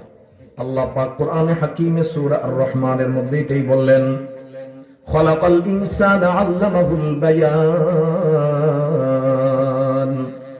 আল্লাহ বলেন খালাকাল ইনসান, আল্লাহ মানুষ তৈরি করেছেন, আল্লামাহুল বায়ান, আল্লাহ এই মানুষকে বায়ান, বর্ণনা করার মতো যোগ্যতা, কথা বলার মতো শক্তি, বাক শক্তি আল্লাহ মানুষকে দান করেছি। আল্লাহ তাআলা যে কথাগুলো বললাম, জবানের হেফাজত, আজকে কথাগুলো বলার উদ্দেশ্য ছিল এটা, দিলে এটা আসছিল। প্রথমে অন্য আলোচনা করার ইচ্ছা করেছিলাম, কিন্তু হঠাৎ যেন এখানে আসার পরে দিলে আসলো। নবীজি হযরত জাবির ইবনে সুলাইম রাদিয়াল্লাহু তাআলা আনহুকে প্রথম সাক্ষাতে যে নসিহতগুলো করেছেন, আমারও যেহেতু এই অঞ্চলে আজকে প্রথম, ভোলা জেলাতে প্রথম না, চরফেশনে আরো আসছে, অন্য অঞ্চলে আসছি, নদীর ওই পারে, তারপরে ভোলা সদরে আরো অন্যান্য জায়গায়ও আসছি, লালমোহন, বোরহানউদ্দিন, এগুলোতে আসা হয়েছে, কিন্তু এই অঞ্চলটাতে নদী পার হয়ে আজকে যে আসলাম, এটা হলো প্রথম আসা। এই জন্য হঠাৎ করে দিলে আসলো যে ঠিক আছে, তাহলে নবীজির সঙ্গে হযরত জাবির ইবনে সুলাইম রাদিয়াল্লাহু আনহুর যে প্রথম সাক্ষাৎ হয়েছিল, আর সেই সাক্ষাতে নবীজি তাকে যে উপদেশগুলো দিয়েছিলেন, তার 3টা উপদেশ, 5টার 3টাই ছিল জবানের সাথে সম্পৃক্ত। তো আজকে সেই বিষয়টা একটু বলি। যাই হোক, যে কথাগুলো বললাম মনে রেখে আমল করার চেষ্টা করব ইনশাআল্লাহ। যদি আমল করি ফায়দা হবে। শুনে গেলাম, কান দিয়ে বের করে দিলাম, কেমন ওয়াজ হয়েছে, হ্যাঁ খুব ভালো ওয়াজ হয়েছে, এ পর্যন্তই শেষ। কি বলেন? এই ভালো বললাম আর মন্দ বললাম, এটাই কি ওয়াজের উদ্দেশ্য ভাই? একটু নেওয়ার চেষ্টা করবো, মা বোনরা যারা আছে তারাও কথাগুলো নেওয়ার চেষ্টা করবো। কথাগুলো এমন না যে শুধু পুরুষদের কাজে লাগবে, এই কথাগুলো পুরুষদের জন্য যেমন প্রয়োজন, আমাদের মা বোনদেরও প্রয়োজন। কি বলে? অনেক সময় আমরা একত্রিত হইলে গীবত শুরু হয়ে যায়, অনেকের দোষ চর্চা শুরু হয়ে যায়। মা বোনরা দুই চারজন একত্রিত হইলে তার কোনো কথাই নাই, শুরু হয়ে যায় কার বাড়িতে কেমন, কার স্বামী কেমন, কার এটা কি সেটা কি, নানান ধরনের দোষ ত্রুটি আলোচনা শুরু হয়। আরো আসতেছে নির্বাচন, মানে গীবতের মৌসুম আসতেছে। কি বলেন? গীবতের মৌসুম আসতেছে না? যেই মৌসুমে গীবত খুব ব্যাপক হারে বিক্রি হয়, পাইকারি দরে বিক্রি হয় আর কি। আমার উস্তাদ মুহতারাম হযরত মাওলানা মুফতি নুরুল আমিন সাহেব হুজুর, খুলনা পীর সাহেব হুজুর বলেন যে চা দোকান হচ্ছে গীবতের পাইকারি সেল করার জায়গা। এখানে পাইকারি দরে গীবত সেল হয়। মানে আমরা ওইখানে বসলে কে করছে না করছে একবারে সংসদ থেকে নিয়ে যত জায়গা, এই একবারে আমেরিকা পর্যন্ত চলে যায়। আমরা মোটামুটি ভাবে কোনো পৃথিবীর কোনো অঞ্চল বাদ থাকে না, সেখানকার কি সমস্যা, সুবিধা অসুবিধা, এদিকে রায়ও দিয়ে দিচ্ছে। যদিও গ্রহণযোগ্য হচ্ছে না, এটা কেউ পাত্তাও দেয় না, কিন্তু রায়ও দিয়ে দিচ্ছে, এটা হবে না, ওটা এটা সেটা, নানান ধরনের রায় সিদ্ধান্ত দিয়ে দিচ্ছে, কিন্তু কোনটারই কোনো বেল নাই। কি বলেন? দোকান থেকে বের হওয়ার পরে দেখে যে স্বপ্ন, দেখে কি স্বপ্ন, এগুলো হুদা মিশা কথা। এই যে আমরা বলতেছি ভাই, এই মৌসুমটা আসতেছে, এই জন্য দিলে বারবার চাইতেছে যে এই কথাগুলো একটু আসা দরকার। সত্য যেটা সেটা বলবো, যেটা মিথ্যা বানোয়াট বলবো না, কারো পেছনে কারো দুশ্চর্চা করবো না ইনশাআল্লাহ। আল্লাহ তাআলা আমাদের সবাইকে তৌফিক দান করেন, আমিন। درود شريف پڑھے اللهم صل على سيدنا ونبينا وشفيعنا وحبيبنا ومولانا محمد صلى الله تعالى عليه وعلى آله وأصحابه وبارك وسلم. اللهم صل على سيدنا ونبينا وشفيعنا وحبيبنا ومولانا محمد صلى الله تعالى عليه وعلى آله وأصحابه وبارك وسلم. أستغفر الله الذي لا إله إلا هو الحي القيوم وأتوب إليه لا حول ولا قوة إلا بالله العلي العظيم. সকলে দোয়ার জন্য হাত তুলুন। আলহামদুলিল্লাহি রাব্বিল আলামিন والصلاة والسلام على سيد الأنبياء والمرسلين وعلى آله وأصحابه أجمعين. ربنا ظلمنا أنفسنا وإن لم تغفر لنا وترحمنا لنكونن من الخاسرين. ربنا آتنا في الدنيا حسنة وفي الآخرة حسنة وقنا عذاب النار. رب ارحمهما كما ربياني صغيرا. رب ارحمهما كما ربياني صغيرا. يا رب العالمين يا أرحم الراحمين. আয় আল্লাহ, আমরা কতিপয় গুনাহগার বান্দা। আয় আল্লাহ, 3 দিন ব্যাপী তাফসীরুল কোরআন মাহফিলের প্রথম দিনে আয় আল্লাহ মাহফিল শেষে বুক ভরা আশা নিয়ে আপনার শাহী দরবারে হাত তুলেছি। আয় আল্লাহ, আপনার হাবিব যেভাবে প্রথম সাক্ষাতে হযরত জাবির ইবনে সুলাইমকে কিছু উপদেশ দিয়েছিলেন, মাওলা সেই কথাগুলোই আমরা বলেছি, আলোচনা করেছি। আয় আল্লাহ, আমাদের বক্তা শ্রোতা উভয়কে আমল করার তৌফিক দিয়ে দিন। আয় আল্লাহ, এই পবিত্র জবানের হেফাজত করার তৌফিক আমাদেরকে দিয়ে দিন। আয় আল্লাহ, এই জবান দিয়ে যেন বাজে কোনো কথা না বলি। আয় আল্লাহ, এই জবান দিয়ে যেন গীবত না করি। আয় আল্লাহ, এই জবান দিয়ে যেন চগলখড়ি না করি। আয় আল্লাহ, এই জবান দিয়ে যেন মিথ্যা না বলি। আয় আল্লাহ, এই জবান দিয়ে যেন কাউকে তহমত অপবাদ না দেই। আয় আল্লাহ, কাউকে যেন গালিগালাজ না করি। আয় আল্লাহ, এই পবিত্র জবানটারে করে আপনার কোরআন তেলাওয়াতের জন্য, আপনার জিক্রের জন্য, আয় আল্লাহ আপনার হাবিবের কথা বলার জন্য, আয় আল্লাহ প্রয়োজনীয় কথায় যেন ব্যবহার করতে পারি, আয় আল্লাহ এই জবানের হেফাজত যেন করতে পারি, আয় আল্লাহ আমাদের সকলকেই তৌফিক দিয়ে দিন। আয় আল্লাহ আমরা যারা হাত তুলেছি, আয় আল্লাহ আমাদের জীবনের গুনাহ খাতাগুলো মাফ করে দিন। আয় আল্লাহ আমাদের আব্বা আম্মার জীবনের গুনাহ খাতাগুলো মাফ করে দিন। আয় আল্লাহ আমাদের মুরব্বীদের জীবনের গুনাহ খাতাগুলো মাফ করে দিন। আয় আল্লাহ খাস করে যারা অন্ধকার কবরের বাসিন্দা হয়েছে, আয় আল্লাহ কবরে আযাবে থাকলে নাজাতের ব্যবস্থা করে দিন। আয় আল্লাহ চিরদিনের জন্য নাজাতের ব্যবস্থা করে দিন। আয় আল্লাহ, আয় আল্লাহ যাদের আয়োজনে, যাদের ফিকিরে, যাদের মেহনতে, যাদের অর্থায়নে আয় আল্লাহ এই সুন্দর মাহফিলের ইন্তজাম হয়েছে, আয় আল্লাহ তাদেরকে জাযায়ে খায়ের নসিব করে দিন। আয় আল্লাহ উত্তম বিনিময় নসিব করে দিন। আয় আল্লাহ সামনের 2 দিনকেও আপনি ভরপুর কামিয়াব করেন। আয় আল্লাহ যেন আমরা সকলেই আয় আল্লাহ সুন্দরভাবে এসে দ্বীনি কথাগুলো, আপনার কালামের কথাগুলো, আপনার হাবিবের কথাগুলো শুনতে পারি, আমল করতে পারি। আয় আল্লাহ ওই ধরনের কথা আয় আল্লাহ বক্তার জবান দিয়ে আপনি বের করে দেন। আয় আল্লাহ শ্রোতাদের দিলের মধ্যে আমলের নিয়ত পয়দা করে দেন। আয় আল্লাহ ইখলাসের সাথে বলা এবং শোনার তৌফিক দিয়ে দিন। আয় আল্লাহ এই আয়োজনকে আপনি কবুল ও মঞ্জুর করে নিন।